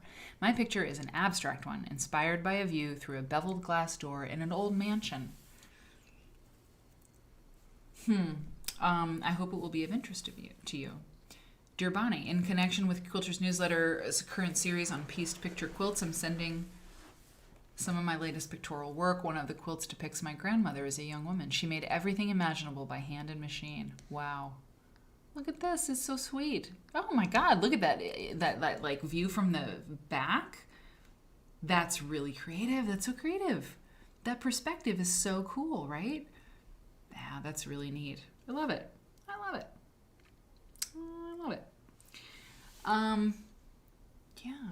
I mean, this is the oh, look at this little girl. What a delightful time I've had. Oh, you know what? Here, this is a nice way to kind of start closing down the show. It says, Dear Bonnie, what a delightful time I have had in rereading my October issue of Quilter's Newsletter magazine. In my research on quilts, I've been searching for information on feed sack quilts. Oh, just like how we started the show, y'all. And your article was pure nostalgia and joy. I, too, remember the various printed drawers with pockets for hankies my mother made from the printed sacks. My hope chest, da-da-da-da-da. Look at this little kid. She's feeding the cow her corn. Oh, my God. I had these boots. I mean, I didn't have these boots. I didn't have these boots. Is she wearing a snowsuit? She is. That's a snowsuit that she's got on, and she hates it. She hates it, and I know because I had to wear those damn things. I remember it was awful. I had it was like magenta, and it was terrible, and I couldn't get the things off. And when you had to go pee, it was just like torture. You were trapped. You were trapped. She's happy feeding the this is adorable. It's beyond adorable, but she is very uncomfortable. And the moon boots, God. But everything about the picture is really great. I'm dead. I know I'm dead too. Okay. So, and then the scrapbook. Look, more poems. I mean, it's just I'd read more, but I am the end of the Quilters Newsletter magazine is right on time. I feel my body needs a break from the screen. But poems and wonderful things. Listen, look, a quote from Thomas Jefferson, for God's sakes. Every experience deeply felt in life needs to be passed along, whether it be through words and music, chiseled in stone, painted with a brush, or sewn with a needle. It is a way of reaching for immortality. God help me. Why did magazines have to change from their quoting? Oh, Jean Ray Laurie. It's so awesome. Quilt magazines got so lame. They were so lame. Why not do something important? Look, they're quoting the New York Daily Times from 1930. Look, here's a quilt that's as joyfully pieced by the bride-to-be as by the bride of yesteryear. Its hearts, though patched, will remain steadfast and true, symbols of romance for generations to come, formed for the most part of colorful scraps. An unusual heirloom quilt might be made using scraps from frocks of the bride-to-be. The New York Daily Times, circa 1930. That is legit. That's so cool. I love that. I do. I love it. As a quilt nerd and as a person, as a lover of history and a person who likes design, that's awesome. Just find the last time that, a quilt magazine did something like that, and we'll look at that magazine, right? Because that was the last of its kind.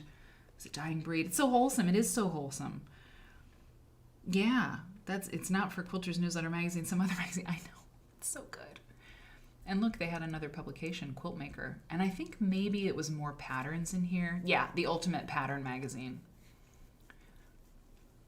So there's more to say about Quilters Newsletter. I didn't even read you any of the stuff I pulled together for Quilters Newsletter. This is really a dated looking ad, but wow, look at that. Look at the wallpaper and the curtains matching. Ooh, yay, that's a lot. That's intense. It's intense. Oh my God. Look at the edges on that quilt. That's intense. It's really something. Anyway, I didn't even read to you about Quilters Newsletter and hang on. Bonnie Lehman and stuff. I didn't do any of that. And we can do that, next time. I would totally do this again. If you're into it, I would do it again. And if I get the thumbs up on it, and I would love to know, I suppose if you didn't like it, you wouldn't be here, or if you really hated it, you might not say it because you're nice. But if folks are into it, next time I'll pick one from like 1995, or this was 86, so like, oh my God, let's do one from like 1972. Because the thing started in 1969. Maybe I can get my hands on like the original one. Gotta look at that. But then like one from 2000, and then one from like, like 97, the year I graduated from high school. We could do that. We could, and it would be really interesting. I think, to look at one from 1987 doesn't make sense because 1987, 86, But this thing lasted a really long time. So I would completely do this again. If you're into it, I think it'd be really fun. And I can read to you a little bit more about Bonnie and read to you more about the soulless corporate, terrible sucking monster of the capitalist hellscape that bought it and killed it. We can talk about that too. You liked it? Okay, good. People seem to have a thumbs up. Good. Okay, great. I just can't wait to see you. Listen, tomorrow night's the normal Saturday night show. This was a bonus show. I have amazing stuff for you tomorrow, back in the usual format of Quilt Nerd, where we kind of go to this, to that, to that. So I'll see you tomorrow, 8 o'clock p.m. Central Time. I'm thrilled to be with you always, whenever I'm with you, and I hope you have a safe and happy remainder of your day, and good day tomorrow. And I'll see you tomorrow night or afternoon, whatever. Okay, thanks for looking at Quilter's Newsletter Magazine with me, y'all. You're just the best. So I'll